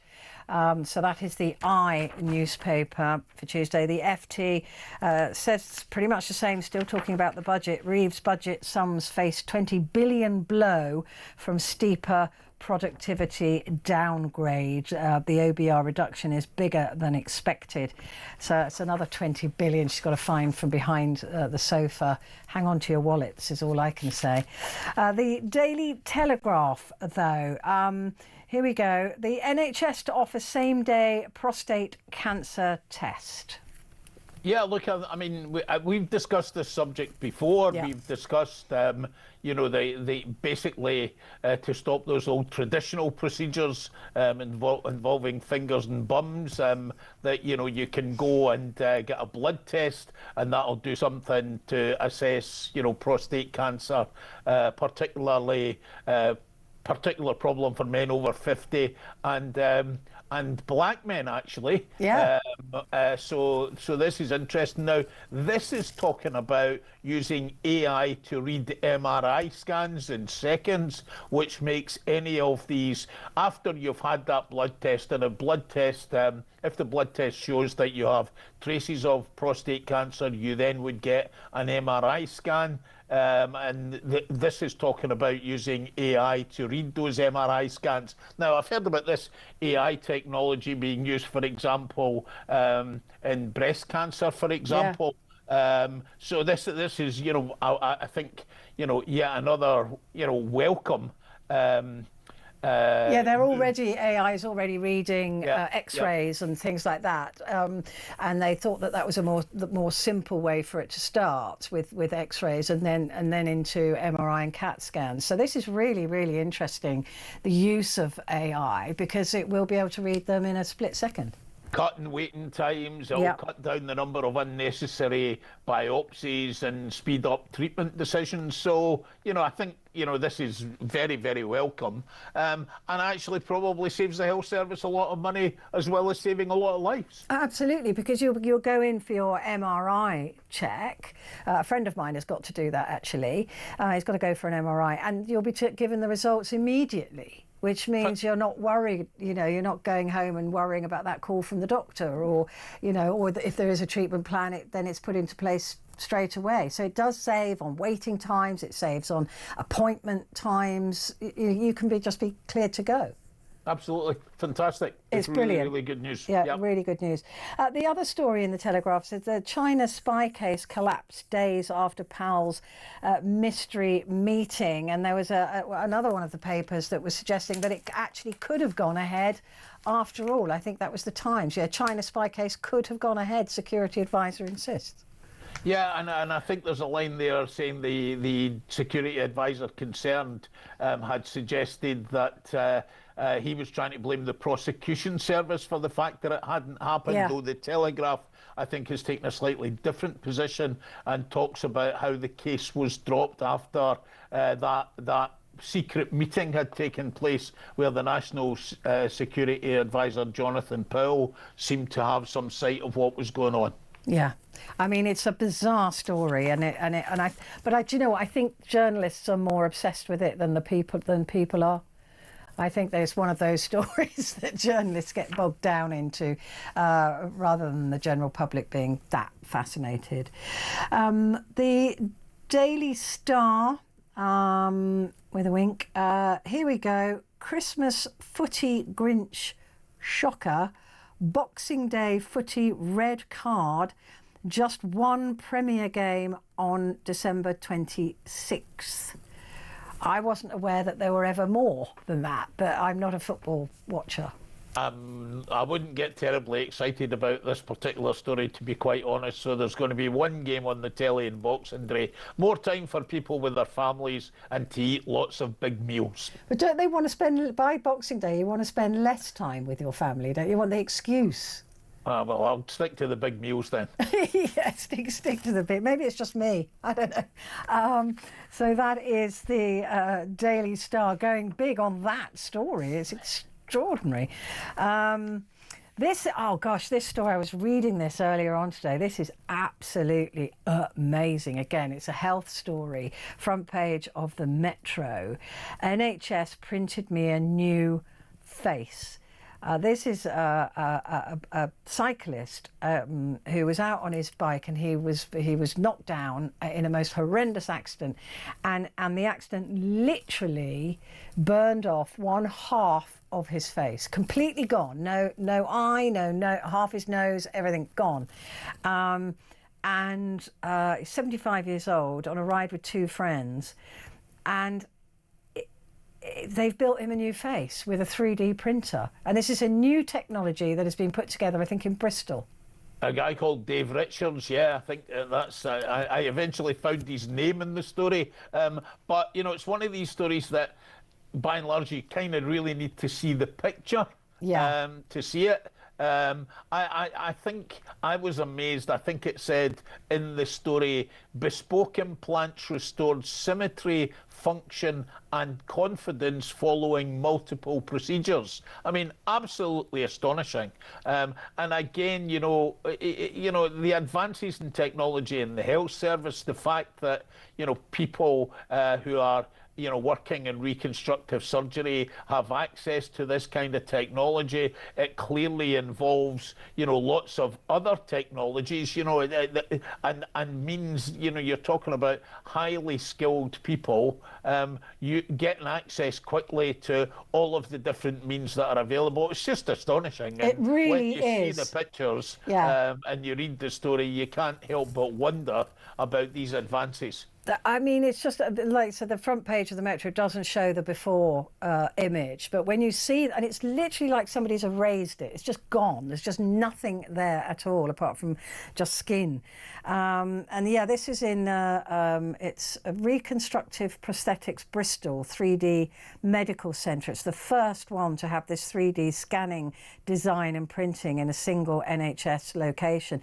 And it mimics his hair and eye colour and skin tone, and I mean, at a distance, of course you can still see it, but at a distance it just, you can't tell. I mean, you know, for people who've had car crashes or cancer of the face, or, you know, any number of disfiguring diseases, this is an absolute game changer. I mean, this really is just the most exciting technology. Absolutely. It's good to see this story in the front page of the paper as well. I agree, because I just think it is remarkable. And this poor guy, he was saying that he couldn't go out because he couldn't bear people looking at him, wondering what they were looking at. And you can understand why people would look. It's not, they weren't being rude, but they were just fascinated as to what they're looking at. And now he can socialise again, and he's back on his bike as well. He's back on his bike. I mean, goodness me, that's brave. Okay, so front page of the Independent. Reeves is warned against budget mansion tax plan. We've already talked about that. More interesting to me, though, is Donald Trump at the top there. He's on his plane, Air Force One. And Trump warns Putin, we have a nuclear sub off your shore. And this is after Putin tested rather aggressively, which we know when Russia does that, a nuclear warhead. Yeah, I mean, you know, we don't manage to get through a programme, of course, without talking about Donald Trump. Here we are again. Yeah. You know, Donald Trump appears in the last week to have changed his tune about a bit about the Russians, I think, and about what's happening in Ukraine. At least that's the signal. And, you know, a bit of bravado going on there. I think, you know, Putin had sounded that warning that they had this, you know, special cruise missile that they could have. But Trump wanted to trump that in typical Trump fashion, and told the world that he wasn't really too worried about that. Yeah, I mean, and to tell the world, I mean, my brother, I have a brother who is a commander of a nuclear submarine, right? You never tell people where your nuclear subs are. You just don't. I mean, and the idea that he's going, oh, we've got a nuclear sub off your shore. It's a very bizarre security issue. I mean, honestly, my brother he wouldn't even tell me where he'd been, let alone where he was. I mean, these submarines, of course, based at Faslane in Scotland, most of the time disappear for, what is it, 6 to 9 months? 9 months, yeah, 9 months, yeah. And they can't even collect their mail more than once a trip. Yeah, because that involves a security breach. He would just disappear, gone. We didn't know where he went. I'm trying desperately to remember the film that I watched yesterday, which is #1 in Netflix, about basically what happens as a result of a nuclear weapon being sent. Oh, I watched that as well, and I can't remember what it was called. Is it something like The House Made of Dynamite or something? Something like that, and it just tells a story of how it can go horribly wrong with the proliferation of nuclear weapons. Absolutely brilliant film. I really enjoyed it. A lot of people, I won't do a spoiler, but a lot of people complaining about the ending. I thought the ending was terrific. I thought it was really good. I won't say what that is. Yeah, but I liked it. The director was the woman who made the Hurt Locker, is it Karen Bigelow? Yes, it was Bigelow. Yeah. Yeah, it's a really interesting. Not the film. Yeah, it's a really good film. Actually, I completely agree with you. I watched that as well this weekend. Not for the faint-hearted, I would say, or anybody who's of a nervous disposition, but it is a really good movie. Let's take a break, John, and we'll be back in just a sec.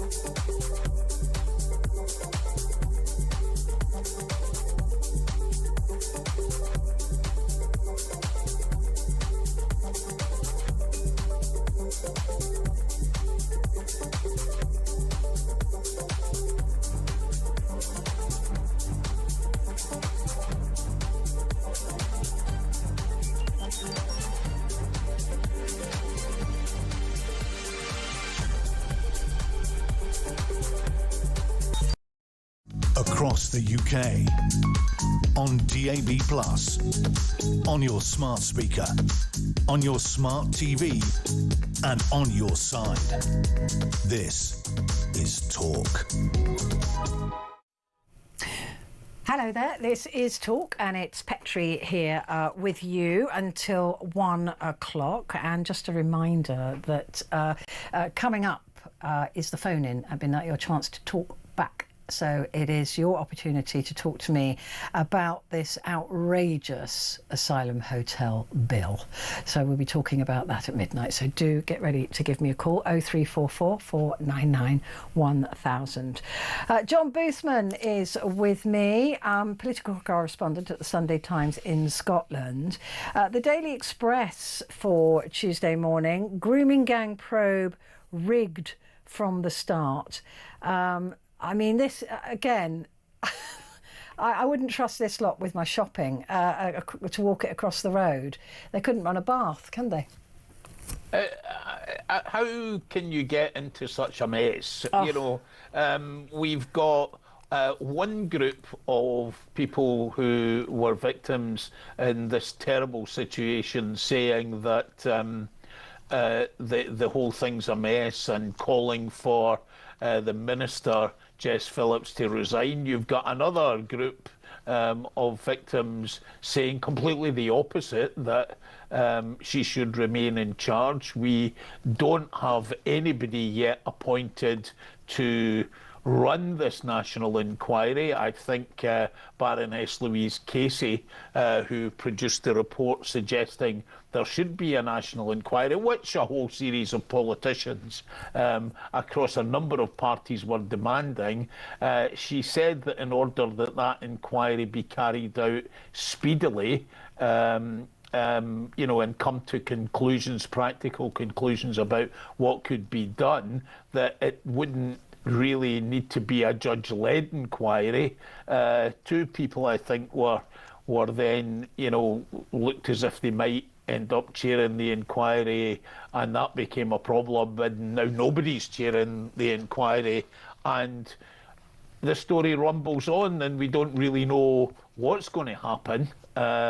Well, Nigel Farage is now saying, according to the story in the Express, that the thing's doomed to fail. We don't know where it is. And we await the next moves and all of it. And whatever those next moves are, you just feel that it's going to leave a whole load of people very unhappy.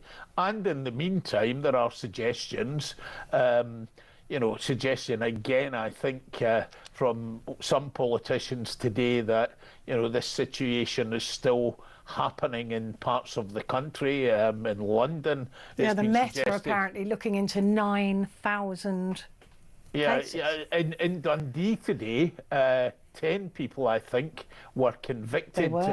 They were, I think, from Romania in the main, were convicted of grooming and received pretty harsh sentences today in Scotland. Yeah, drugging Scottish women and using them as prostitutes. Some very young women as well. So clearly this is, remains a huge topic, a huge scandal, a huge issue. And we can't even get ourselves together to have an inquiry into it. I mean, it just feels like there isn't the will to do this. There's something not right about this. There's something, and I'm not given to flights of fancy, but it just, it just feels like somebody really doesn't want this to go ahead. But also, everything takes too long. Yeah, why does it have to take so long? And when I say, when I heard the situation that Baroness Casey had outlined about having something that conceivably could be quicker, in order that you could come to conclusions that were practical and be implemented, I kind of thought that was probably a good idea. Yeah. More generally, we have national inquiries, public inquiries that go on for years. They're open-ended. The costs are absolutely huge. And sometimes at the end of it, we're kind of no better off, right? There's a public inquiry has just, to all intents and purposes, fallen apart in Scotland last week. Into a public inquiry to the death of a guy called Sheikh Ubayu in Fife. And basically what happened last week was the judge resigned. As a result of the judge resigning, the whole inquiry team has now resigned. And we're in a kind of similar kind of limbo. Different case, obviously, different situation. Meanwhile, it's the victims, the past victims and future victims that suffer this. Yeah, we're waiting to see what's going to happen. We've also got a child abuse inquiry, pretty open-ended, that's been going on now for years, which I think has cost, I think, 100 million quid maybe so far, and is still going on. And again, these things are open-ended, depends on the judge. And it's been going on for, I think, certainly 4 or 5 years now already. And it's disgusting. You're finished.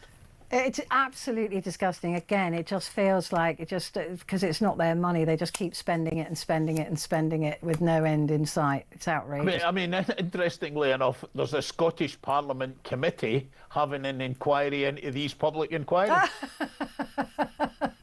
Well, that'll take a few years and cost another 100 million, which is great. Somebody's making money. Hopefully it'll conclude quite soon. How do I get myself on one of those committees? That's what I want to know. Talking about never-ending spending of money, the Daily Mirror, 10 million slap in the face. This is another Baroness Mone, Michelle Mone. Her husband's bought a £10 million Florida flat. This is, of course, after their company that he was linked to, MedPro, has failed to pay back 122 million for faulty PPE. I was trying to think earlier who was the most unpopular, Prince Andrew or Michelle Mone. So I'll leave that for other people to answer. But neck and neck. But Baroness Mone of Mayfair, to give her full title, the bra tycoon from the East End of Glasgow, her and her billionaire husband, Doug Barrowman, who I think they live these days in the Isle of Man, have bought a 10 million quid flat in Florida and on an island which is apparently called Billionaire Island. So they know no shame. They've got no shame, these people. They just literally don't care. They don't care. There's a great story in the Scottish Sun newspaper where basically she's retweeted what is in effect a fake tweet from somebody. And the fake tweet reads, "Why is it people in this country hate beautiful and successful people?" She kind of doesn't appear to realise that this was a joke. Was a joke, right? So and she retweeted it, thinking, I'm successful and beautiful. Yeah. Well. I mean, like I said, they know no shame. I mean, we will not see a single penny of that 122 million that is owed back to the country, because it's a limited company and they will go bankrupt. It's only got 600,000 in it at the moment, and the taxman will want to take his cut of that, and then there'll be barely anything left. We won't see a penny of that 122 million, even though they could dip into their blooming current account and just pay it as an act of goodwill. They won't do it. And the good Baroness and her husband can go off and stay in Billionaire's Island happily and contented for the rest of her life, even though the British taxpayer, has been left shortchanged by £122 million. That's what the court decided. Though I think, though, it's maybe up to £146 million if interest is taken into account. I don't know how they can be so barefaced about it. I genuinely don't. If he's a billionaire, that's lunch to him, 122 million or 140 million, right? That's a write-off. That's an accounting error. That's nothing. Why don't they just say, look, I know that the company is, is limited, but look, as an act of goodwill, we're so rich, we don't care. We'll give you this money. That would... No. No, it's not going to happen. God, dear. Maybe it'd be a good idea to tax any of the houses they own over £2 million. Yeah, but they'll just sell them, and they'll keep the ones they've got in the Isle of Man, which is a special tax place anyway, isn't it? Yeah. And then they'll just hop, skip, and a jump over to America. Actually, America's welcome to them. They can have them. This is what I always say with these rich people who say trickle down economics. Trickle where? Trickle out economics. They just take their money with them. They don't spend it. Listen, I'm really pleased about this little story as well. We've got about a minute. Forget doing 10,000 steps a day. I've already forgotten. Yeah, well, it says if you go and do short bursts, it's probably good for you, probably a bit better for you than the 10,000, which will come as lots of relief to people with a waist size like mine. But this appears to be a study that's been carried out in Australia and Spain. Basically, it says that those who walked for more than 15 minutes at a time cut the risk of early death by up to 85% compared to those who took 5-minute bursts. So there you go. There you go. I've always known it. I've never done it, but I do walk the dogs. So that's probably my 15 minutes. John Boothman, it's always a joy. I love seeing your face. Thank you very much indeed. John Boothman, political correspondent at the Sunday Times in Scotland. Now, though, coming up, we have your hour-long phone-in. It is your chance to talk back. So make sure you pick up the phone, 0344 499 1000.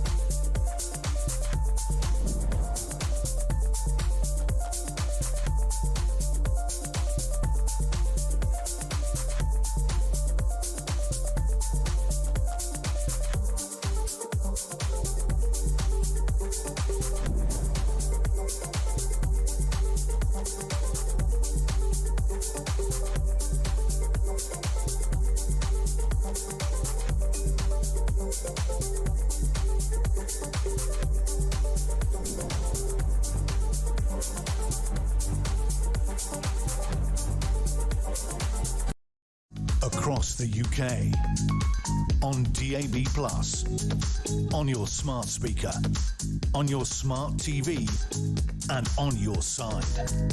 This is Talk.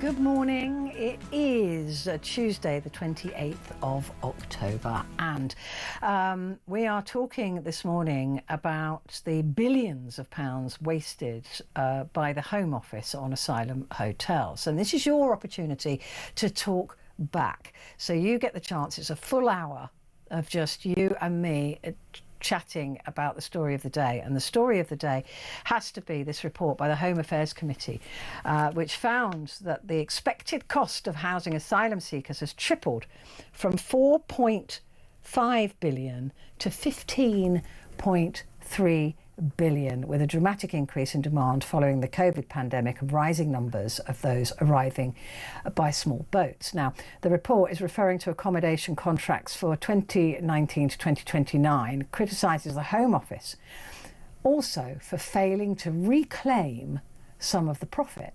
Now, these contracts, and I've read in quite a lot about these today, because I was just so angry about the way these contracts were set up. They are absolutely disgraceful.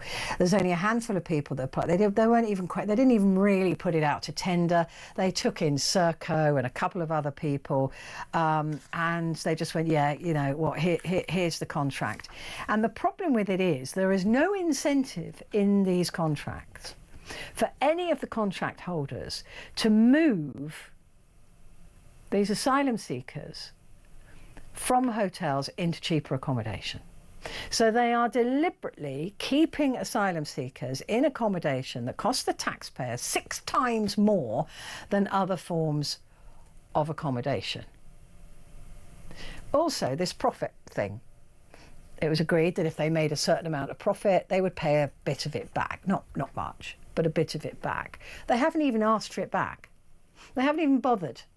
Why? Because it's not their money. They don't really care, do they? That seems like that anyway.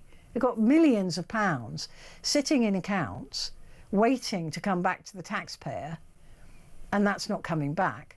But also the way the contracts are written, there's deals being done over even the extra profit that is supposed to come back to us, so that we're not seeing as much of it as we should be seeing. The whole thing is an absolute mess when you have private companies, private profit-making companies, in charge of something as fundamental as this. What are they interested in? Profit. So there's no incentive for them to move any of these people out of this ferociously expensive accommodation into cheaper accommodation, and therefore save us a bit of money. It's £145 per night per asylum seeker.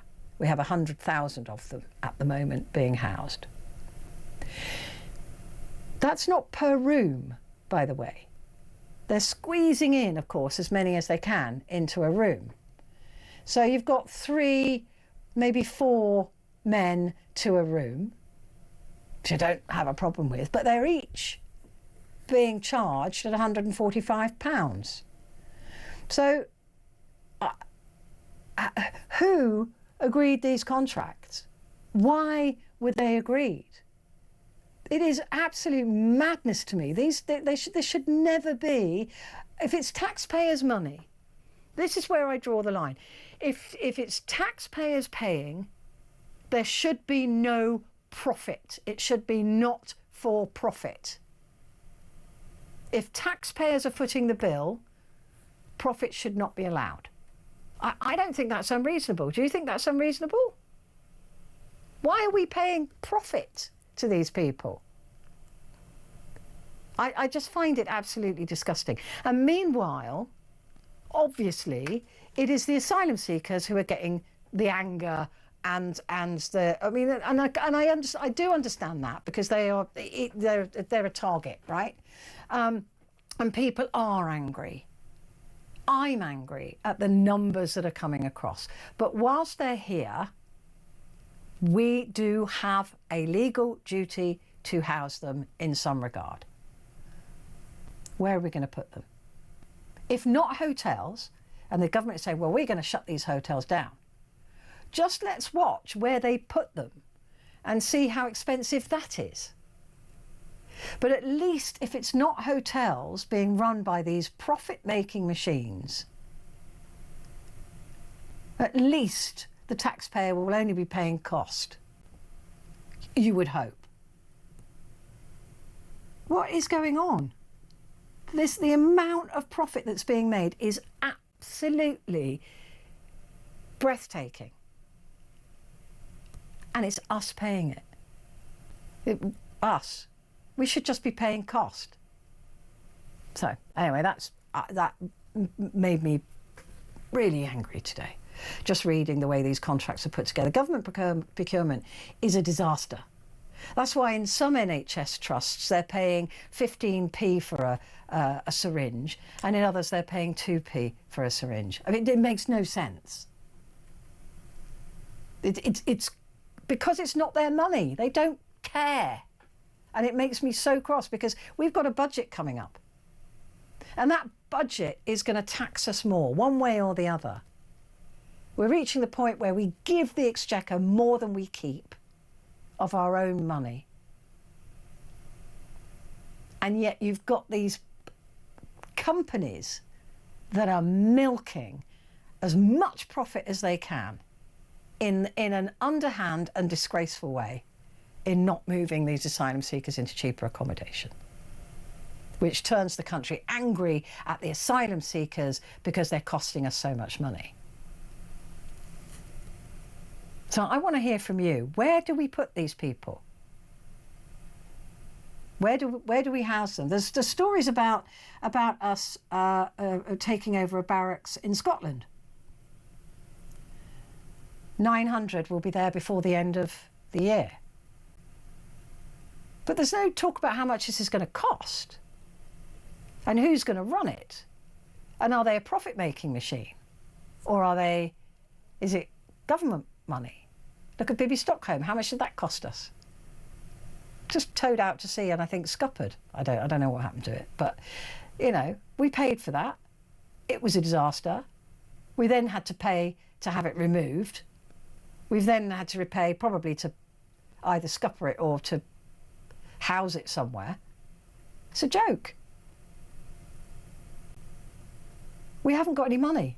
We're broke, apparently, although we're the 6th richest nation in the world. Give me a call. I'd love to hear from you on this. Where do we put these people? Where do we house them? There's no point saying, well, we know that they shouldn't be here. We know that the system has failed. We know that the whole system is absolute disaster. So, what do we do? 0344 499 1000. And if you want these hotels closed, which I think we all do because the bill is absolutely massive, where do they go? Because somebody will complain about them going into a barracks. Human rights lawyers will be there making sure. Do you know what I mean? It'll be, and I can guarantee it. It's bound to be an absolute disaster because we don't have a government that can run a bath. In fact, we haven't had a government that can run a bath for a very, very long time. Charlene is in Bromley. Good morning, Charlene. Morning. Good morning. How are you today? I'm okay. Good. What do you think about this? I think it's a shamble. I think it's a mess. Like, the fact that we've got another couple of years of all this, I'd do anything to just get, like, a re-election, like, within the next year, because I think our country is falling apart. And it seems to be getting worse every single day. It does feel like dominoes toppling, doesn't it? Yeah. Like, if I had to predict where our country will be in, it's like, when you see those TV programs with, like, streets on fire, people running amok, stabs and everything, I feel like that's where we're going to be. Because, like, there's just no control in this country. There doesn't seem to be any control anywhere, does there? I mean, no. I don't have quite such a dark view as you do, but I do see and feel the frustration that people are feeling. We're not helping anybody. We're not serving anybody. With these hotels, we're not serving the asylum seeker, we're not serving the taxpayer, we're not serving the communities, we're not serving anybody, and yet it's costing us all this money.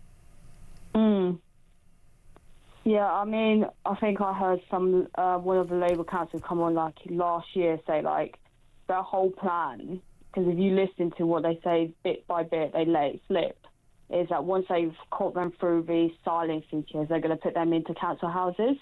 So it's less money for the tax people to pay. But the problem is we're still paying for them, and we're paying them in houses that a lot of British people are trying to get on themselves. Like, for instance, yeah, I don't know. I mean, each council is responsible for their council stock, and I think there's there's points, isn't there? There's a point system for people. So if it's a young single man, he won't have the points to get into a council house, so they won't be housed after they've won their asylum claim.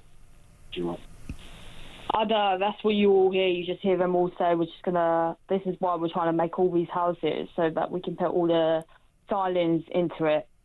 The ones that haven't yet gone through their claim? Yeah. Yeah, okay. Just everyone. I mean, that's possible. That's possible. I don't know about those plans, but I know certainly as soon as their asylum is cleared, they, as a single man, which most of them seem to be, they would not qualify for but a they've all council got house. families somewhere. Yeah. Yeah, if they're allowed to bring them. Isn't it? You send one over and the rest come over. Yeah, except that those rules are being tightened. So, I mean, you would hope. I mean, we hope their rules are getting tightened, but we always hear they're going to do this, we're going to do that, and then, like, the next day they're doing something completely different. So you don't have any faith in, Not really. in the system? Not really. But, I mean, looking at the situation we're in at the moment with all these hotels and all this cost, £145 a night per person, and like I said, they're not in a single room, right? They've got loads of them in one room, and not being moved on because they're worth too much money to these profit-making companies. Where do we put them? That's the thing. What do we do? Like, I mean, this is the thing. Is that's the debate. Do we leave the HR and put them in barracks and then try and get them decide what we're going to do? Either they're going to get the sign in and move them on, or well, I think that's what's happening at the moment.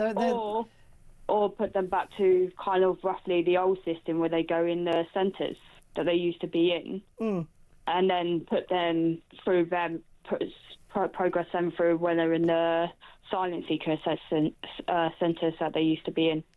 Yeah, I mean, I think that's probably, apart from the numbers, because there are so many, I think that would be the most honest thing to do, right?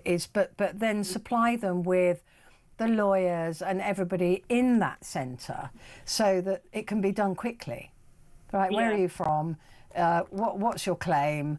And then move them on quickly, and then go, right, no, sorry, you don't have any right to remain. Off you go. Yeah, basically. I mean, it's like when I worked in like I won't go to the company, but I worked in food retail. Right. And I was asked around Brexit, was I going to phone? I said no, because I just don't know. Like, if I'm honest, I said we'd probably be screwed either way. And I was speaking to someone who was from Sri Lanka, and I said, oh, are you going to vote? Didn't see them any different than any other person. And they were like, oh, we can't vote. I was like, oh, how come? And she's like, we don't have the right to vote. I said, oh, but she said I would vote to leave Brexit. So I said, why? She said, oh, because of the migrant problems. When we came in, we had to come in to know the culture and to do the exams and to get bring £5,000 and multicultural into the country and get a job. And we were in a centre first, and then we came in. She said, which was in her view, that was the better way. Yeah, that's the fairer way, isn't it? Who's come as that's that way and not this way. But that's someone who had come from kind of refugee, migrant, and say vote against being in Brexit, vote for being leaving the Brexit because they don't like the new way. And there's someone who had the old way. And the irony, of course, someone who's come across from a different country. So for them to say as well, just kind of show okay, it's not just English, it's people who are coming from different countries who used to come from the old way, who's, immigrated in a nice way and worked and that, and saying, well, actually, this isn't the right way. What we did was better. Yeah. So but I was just going to say, it's not just English people. Charlene, the irony is, of course, that Brexit has made it impossible for us to send these boat asylum seekers back to France. Yeah, I mean, that's why I didn't vote for Brexit, because that's what I said to the person. I feel like we're going to be lose either way. Yeah. And of course it means that a lot of money going up and everything. I said, if you vote, money's going to go up. Yeah. And what they say is not going to happen. If you vote against, still the exact same thing. So it's just yeah, but also, we've swapped European migrants who used to come and work. I would say we switch which ones we're taking now. Yeah, we told all of that, all the Europeans, they're not welcome, and so now we're bringing people in from further afield to cover those jobs. So it's completely backfired. But nobody was honest during Brexit, right? Neither side. Everyone's vote. It's when you've done elections, you've got to really listen to what they're saying. And because I've never really voted, but I voted this year, if I'm honest, just to try and get better. But did you vote Labour? No, because I remember Labour 14 years ago. If I'm honest, I remember I remember them 14 years ago, and if you look at them in the last 14 years, they've never changed their ways. They say one thing, and as soon as they get anywhere elected, it's they change their minds. Yeah. Within the next day.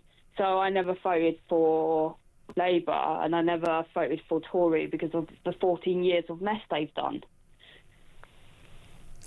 It's not difficult to see why people are losing faith in the entire political marketplace, because I don't trust any of them, and I think that, you know, should Reform get into power, they will be as disappointing as everybody else, because that's just the way it goes, right? They say one thing and then they find they can't do it, and then they start lying to cover that up, or they start blaming we're still getting Tories blamed for Labour failing.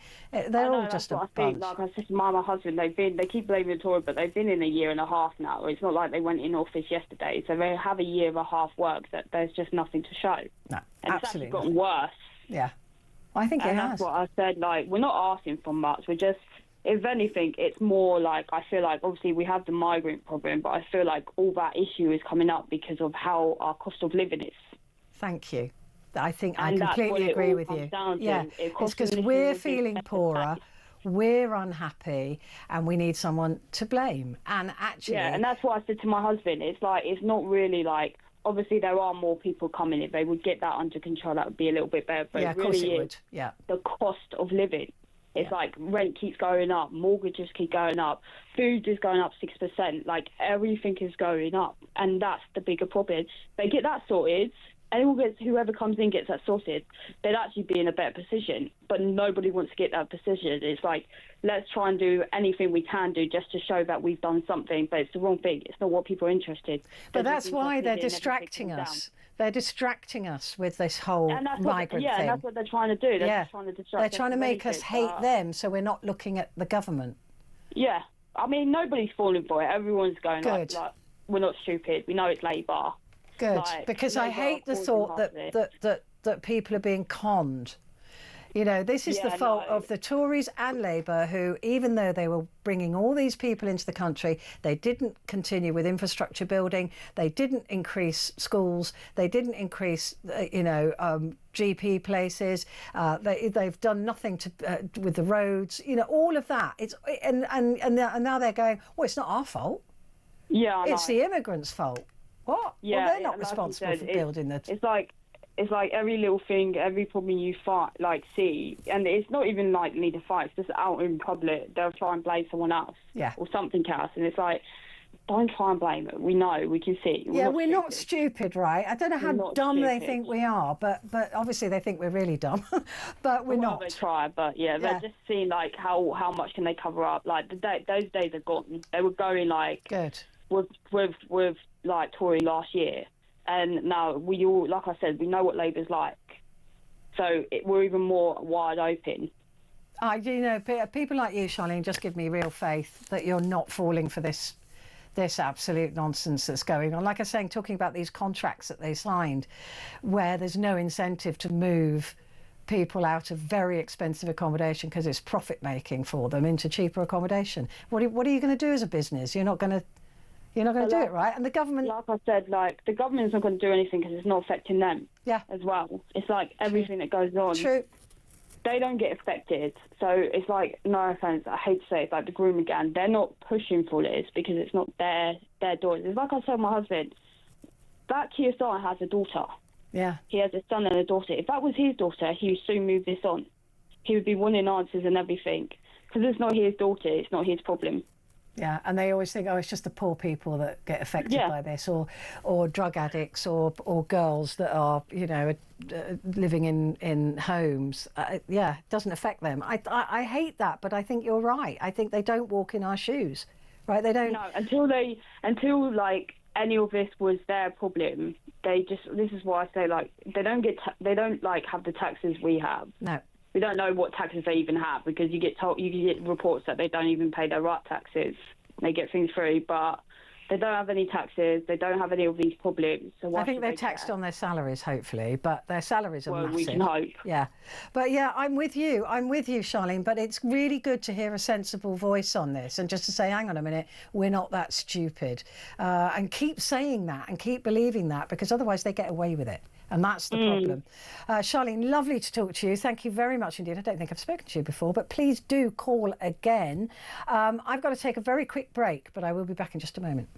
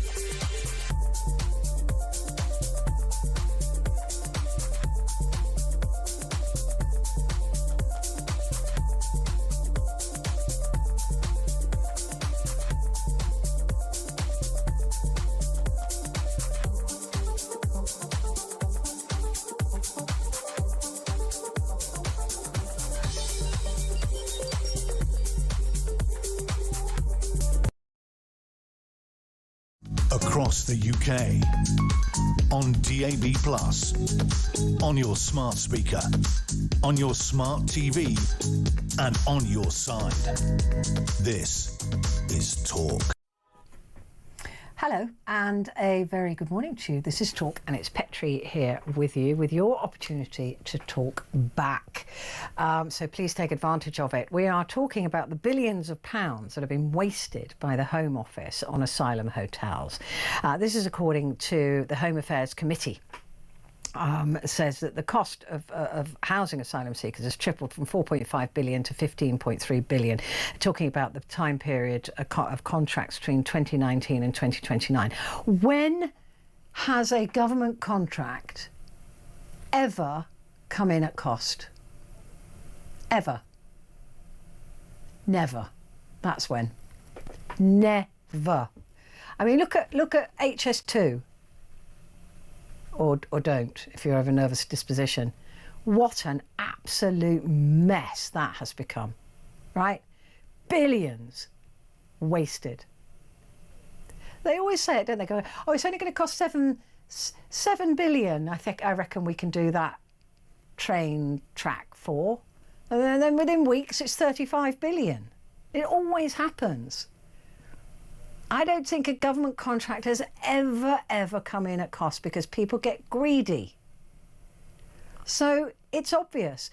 Why don't they write the contracts so that they can't go up in cost? Why don't they sit there and work through what the real cost is of these things and then go, right, that's it. It's not going to, you're not getting any more than that. You said you can do it for that cost, do it for that cost. It never, ever happens.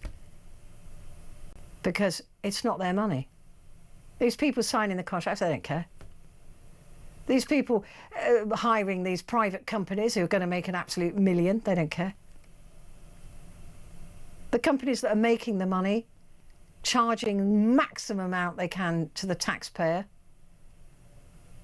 and then not having the incentive to move people out of really expensive accommodation. They don't care. They just want the profit.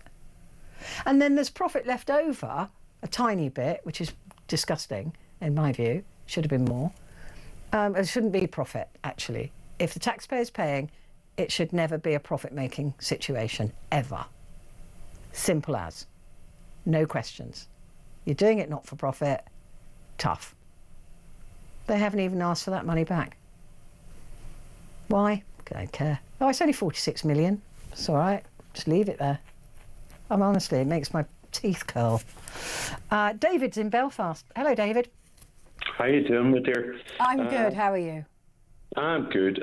Look, I worked in a hotel for 9 years in Belfast, and it became an immigration hotel, right? Mm-hmm.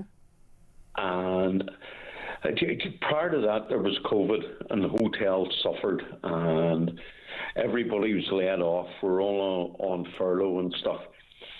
Then we got back to work, and then they were offered a scheme from, I think it was Mears or Serco. I know it was Mears. Yeah, it was right? Mears. That's the other company. That's one of the other companies, yeah. Yeah. So Mears offered to pay. The average room rate in the hotel was about £140 per night. Mm-hmm. And but Mears were charging £140 per person, right? So if there was 3 in a room, Mears were making 3 times. Yeah. So, and Mears did introduce bed, breakfast and evening meal to immigrants. There was always bed and breakfast included at 140. So they added on the lunch and evening meals, you know. Mm-hmm. So it's spotless. And some rooms had 5 people in it, so they were all £140. So, but the room rate was £140. So if there was 5 people in the room, multiply that. Exactly. You know. Yeah, and yes, they did pay for the food. They did pay for washing machines. They did pay for tumble dryers. They did pay for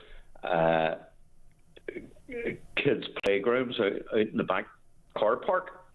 You know, I'm not saying they're bad, I'm not saying they're good, but, you know, when they're tripling and quadrupling a room rate, it's unbelievable. Yeah, and this is why it actually does make me so cross when people believe that these asylum seekers are in five-star hotels and they're living in luxury, because we know that these companies are maximising the amount of people in a room. They will squeeze as many people as they can get into a room for that reason. The other thing, the owners of the hotel couldn't believe they're getting a room rate every night, but didn't realise how much Mears and Circle were taking.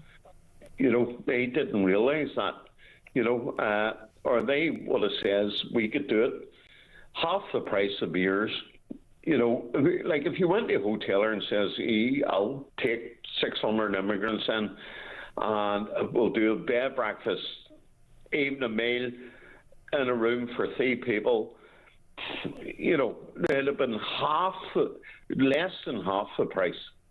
Oh, so you're saying that the hotel believed that it was just the room rate that these companies were getting, but they were quadrupling or 5 timesing, whatever that is, the amount of money they were making?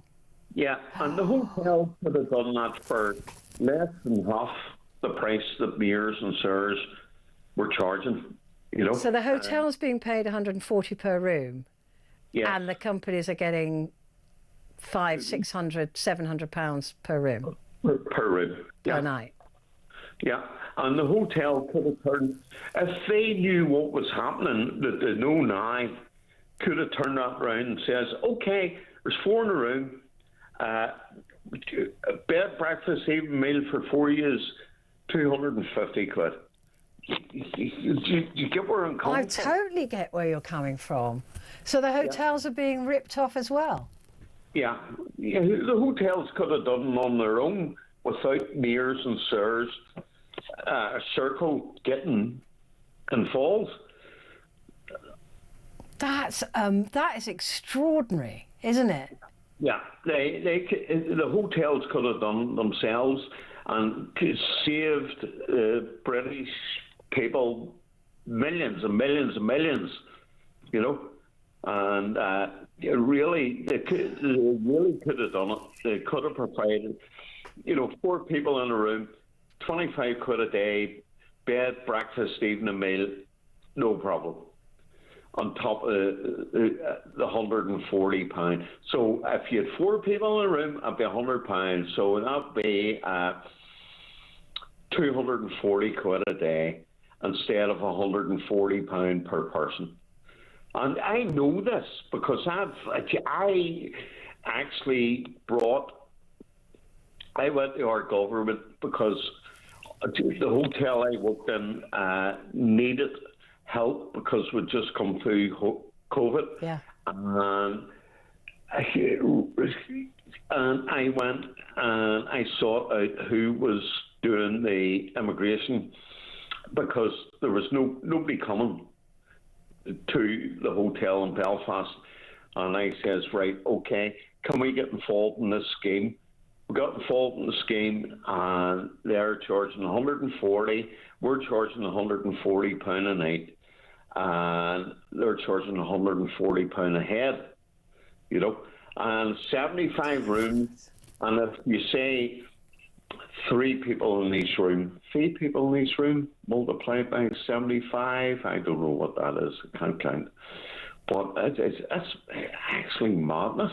It is absolutely disgusting, but the fact that this is allowed to happen, and then because it's 6 times more expensive to keep a single person in a hotel than it is to move them to other accommodation, they're not even moving them out.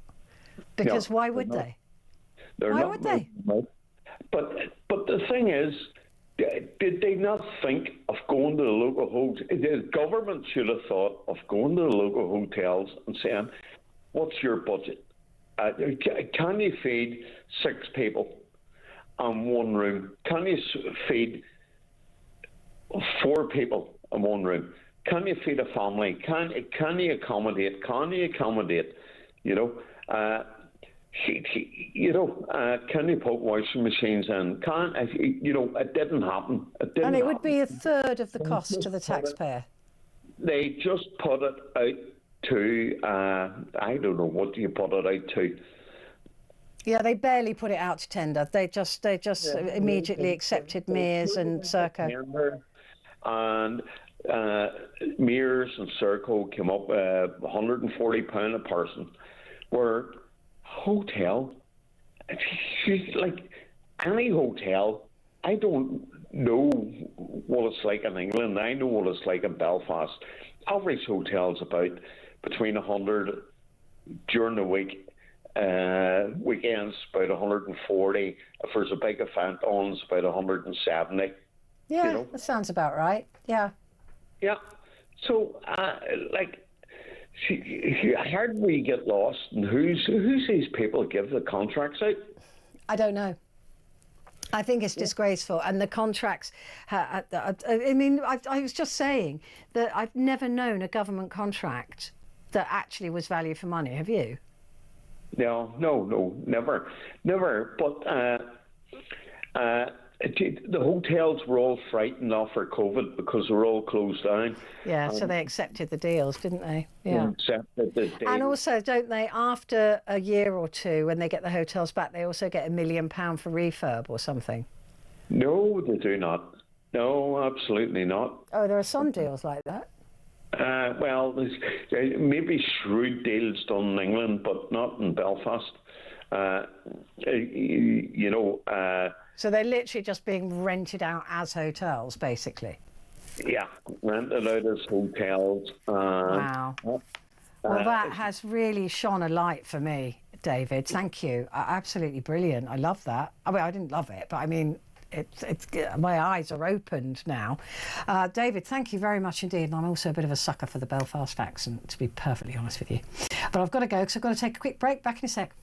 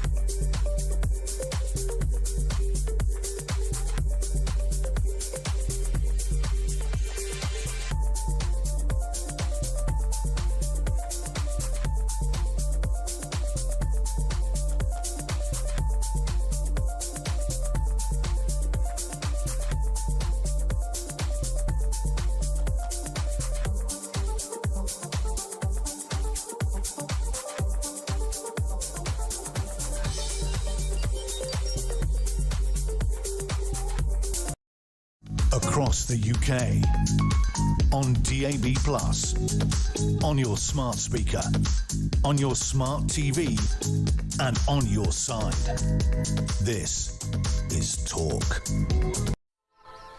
Hello and a good morning to you. This is Talk and it is Petrie here with you until the top of the hour, and we're discussing the outrageous tripling of costs for asylum hotels this morning. And Christine has rung from Inverness. I'm so pleased that you have, because of course I was talking with the fabulous John Boothman about... John Boothman, yes, I knew John Boothman. Isn't he adorable? Yeah, he's a character. I love him so much. Anyway, and we were talking about this, about asylum seekers being housed in Inverness. It's dropped like a bomb on this small city this evening. Yeah. There's an estimated 600 being brought up here to it's called the Cameron Barracks. So it was the barracks for the Queen's Own Highlanders, and that's where they're going to be housed. Currently, they've got some Afghans staying in there. You know, some of the Afghans that were helping the British so much during our sojourn. You know, the ones. Yeah, the ones that were threat of death if they remained with the Taliban. Yeah. And their families. Well, anyway, now I don't know whether they're now safe enough to go elsewhere, but they're bringing the ones that are lodging in hotels, etc., everywhere else. You're talking about the cost of things, Petrie. I just can't imagine. They're going to have to completely do up those barracks, you know, because let's face it, what's good enough for a British soldier won't be good enough for a migrant. Well, I know that British soldiers, shockingly, are living in horrible accommodation, and it's disgusting and disgraceful. But they're living in hovels. They're living in hovels. Yeah, that won't be good enough. So there'll be millions of pounds spent making the accommodation suitable for them. Otherwise, we'll be sued, you know, if we don't give them appropriate accommodation. So, you know, I'm just working out, 100, well, we have armed forces in total of 147,000. That's fighting men, or men who should be able to fight and fight of a fighting age. And we've already in the last year taken in 110,000 migrants, most of whom are men of fighting age. I mean, it really is, you know, the sort of Helen of Troy, you know, the Trojan horse going on here. You know, that's what I feel. But the other, a lot of people feel that. I don't believe that they're going to set up a military against us, because they're not all from the same religion. They're not all from the same backgrounds. They're not all, you know, one of the biggest cohorts is Vietnamese men. So I can't see them joining up forces with men from Afghanistan, for example. You know, I think that is a misnomer, but it's interesting when you put the numbers together like that and say, look, our own armed forces is only this big and we've brought in this many people. And what that made me think of is the number of barracks that they're going to have to empty out of soldiers in order to put. And that 110,000, Petrie, only represents what's come in the last year, you know? I'm just 60,000 this year, isn't it? I think it's 60,000. No, I'm talking, yes, but that's and the year before, yeah. No, you're right. I mean, look, we do have an enormous problem here, but how will it change Inverness? How will it affect you? How will it change Inverness? Well, number one, where these barracks, an ancient 150-year-old buildings, you know, Victorian buildings. Absolutely not suited for this kind of thing. So these are going to all have to be, you know, modified one way or another. But the worrying thing, and the thing that will be worrying many parents, and parents whom I know in Inverness this evening, is these barracks, Cameron Barracks, are 200 metres away from the secondary school. Oh, so they're not one of these barracks that's out in the wilderness. They're actually in the city. Interesting. And it's roughly 200 metres from a 1,250 pupil school. You know, they never learn, do they?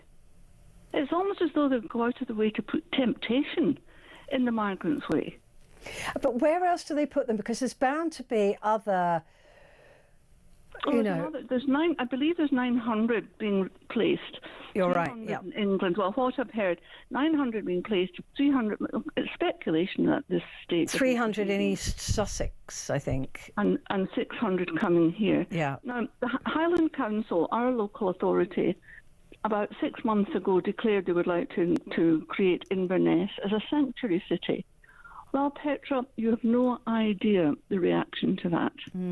Now, they're very, very hospitable people. It's the capital of the Highlands. You know, we're just beginning to go over the tourist industry. People come from all over the world to spend holidays here because we're famed for our hospitality. But, you know, this is the kind of hospitality where we weren't bargaining and giving. And there was, the reaction when the council suggested that Inverness should become a sanctuary city was really hostile. And, people are scared. People are scared. I mean, does 600 people fundamentally change the balance as far as you're concerned with the city of Inverness? 600 people are going to have a major impact. We've got a lot more than that number, commuting to Inverness every day. Inverness is a junction in the Highlands. It's the start for, I don't know if you've heard of it, the North Coast 500, which is, just taken off and people coming from all over the world to drive this magnificent route. And, it's the city is so busy. Now, I think if people know that they're coming to a city where once upon a time there was hospitality and now we've got hospitality mixed with migrants, I don't think the people in Inverness will want to be particularly hospitable. But I mean, migrants are one thing, okay, and asylum seekers are another. Because I think that a lot of cities, particularly, rely on migrant labour in the NHS, and there's this conflation which I find when all migrants are lumped together with these asylum seekers. So migrants are good, right? They work, like I said, in the NHS. They work in construction. They do all of those things. What you're saying is that the 600 asylum seekers will fundamentally change. Yes, I think I think we're splitting hairs because the bulk of them that are coming in are they're just migrant. Well, they're opportunists. They're economic migrants. Well, the biggest bulk are the legal migrants. That's the way outshadows the illegal. Oh yes, indeed, and something will have to be done about that. But I've no idea what's going to be done. The Highlands, and I'm digressing slightly. We're in a dreadful state just now because a beautiful, beautiful part of the country is being devastated with windmills, turbines. We can't move on the roads because they're moving these turbines. We have dreadful road facilities. The hospital can't cope. Our hospital is closing. There's one major hospital in Inverness which serves the whole of the Highland and the islands, and it can't cope. And certainly not in the summer when we have a lot of visitors. It's been a very busy. Now all we need is another 600 human beings to land up here and be requiring medical and dental. It's impossible to get an NHS dental surgeon in Inverness. Yeah. Well, it is. I think it is anywhere in the country, and you're right. 600 people does put an enormous amount of pressure on everything, right? If these guys, because let's face it, they're predominantly guys. If these guys suffer toothache, they'll go straight to the head of the queue, and we, the taxpayer, will pick up the bill. I go to the dentist, and I think to myself, oh my goodness, I've just finished a course at the dentist. It cost me, and it wasn't very much. £880. Oh, I know. Don't even start me on the cost of dentists. You almost have to sell a kidney before you can get a filling done these days. No, I'm with you, and I completely hear your frustration. And this will be happening all over the country. And this is why this is not the easy solution that Labour think it's going to be, especially when there are barracks like Cameron Barracks, which are, I've learnt just now, are in the middle of a city. Good to talk to you, Christine. Thank you for giving me a call. It's really interesting to hear because I didn't realise that's where the barracks were. So, see, this is why I love a phone-in, because you learn. I've got to take a break, though. Back in a sec.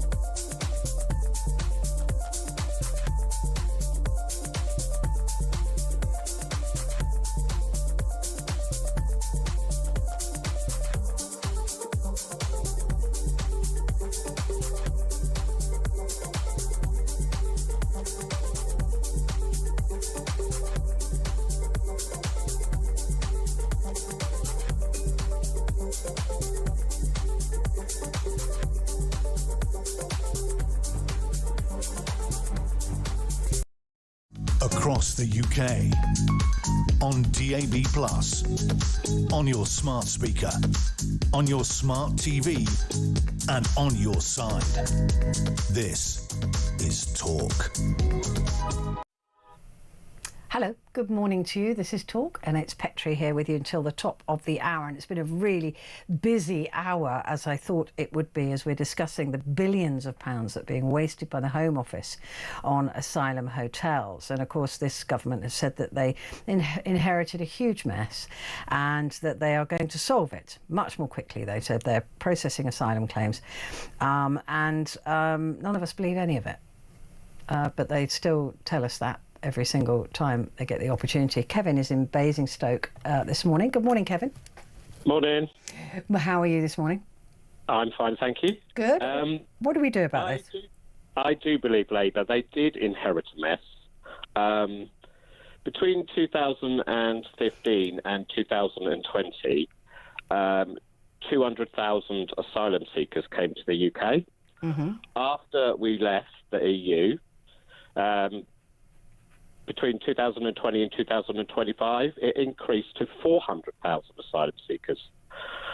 And also, the Conservatives, they stopped processing asylum claims. Deliberately. They deliberately stopped processing them. They did. Put them in hotels so it would divert from their economic terrible what they did to the country. They wanted it all to be about asylum seekers and hotels. So they stopped processing them. But it was also because they wanted to sort out the Rwanda thing. They thought that was going to be the answer. Yeah, but that was ridiculous. That cost, I think it was £500 million, and they sent 2 volunteers back that they paid or something like that. Yeah. And they could only send a few hundred anyway. But anyway, so they created the problem. And also, when we was in the EU, we had access to the asylum database. If any asylum seeker had claimed asylum in any European country, we could look at that database and say, sorry, you've claimed asylum, you've failed. But we don't have access to that anymore. So now, if they've claimed asylum in an EU country and it's failed, their last port of call is they say, well, we go to the UK and we might get lucky there. Yeah, no, you're absolutely right. And also we lost the right to send migrants back to France. We had a quota, which we agreed to, which we would decide. So we had control over the quota of asylum seekers that we would take. And you're right, we would take them, and then if they failed their asylum claim because they'd claimed somewhere else, we could send them back. So, but everybody that voted for Brexit wasn't told that. They were lied to. Yeah, and I mean, and also it's like with immigration. When the 5 years before we left the EU, 3 million Europeans came here. Mm-hmm. And after, 6 million people came here, immigrants, from outside of the EU, from India, Nigeria, and China. So when you get the reform lady saying there's too many black faces, well, I mean, you're complaining about too many black faces, but there's 6 million people with black faces come here because of Brexit. I can't argue with you on that. I mean, it's something I've always said. All we did was swap European workers for workers from further afield. And there's also the companies in this country are absolutely addicted to cheap labour.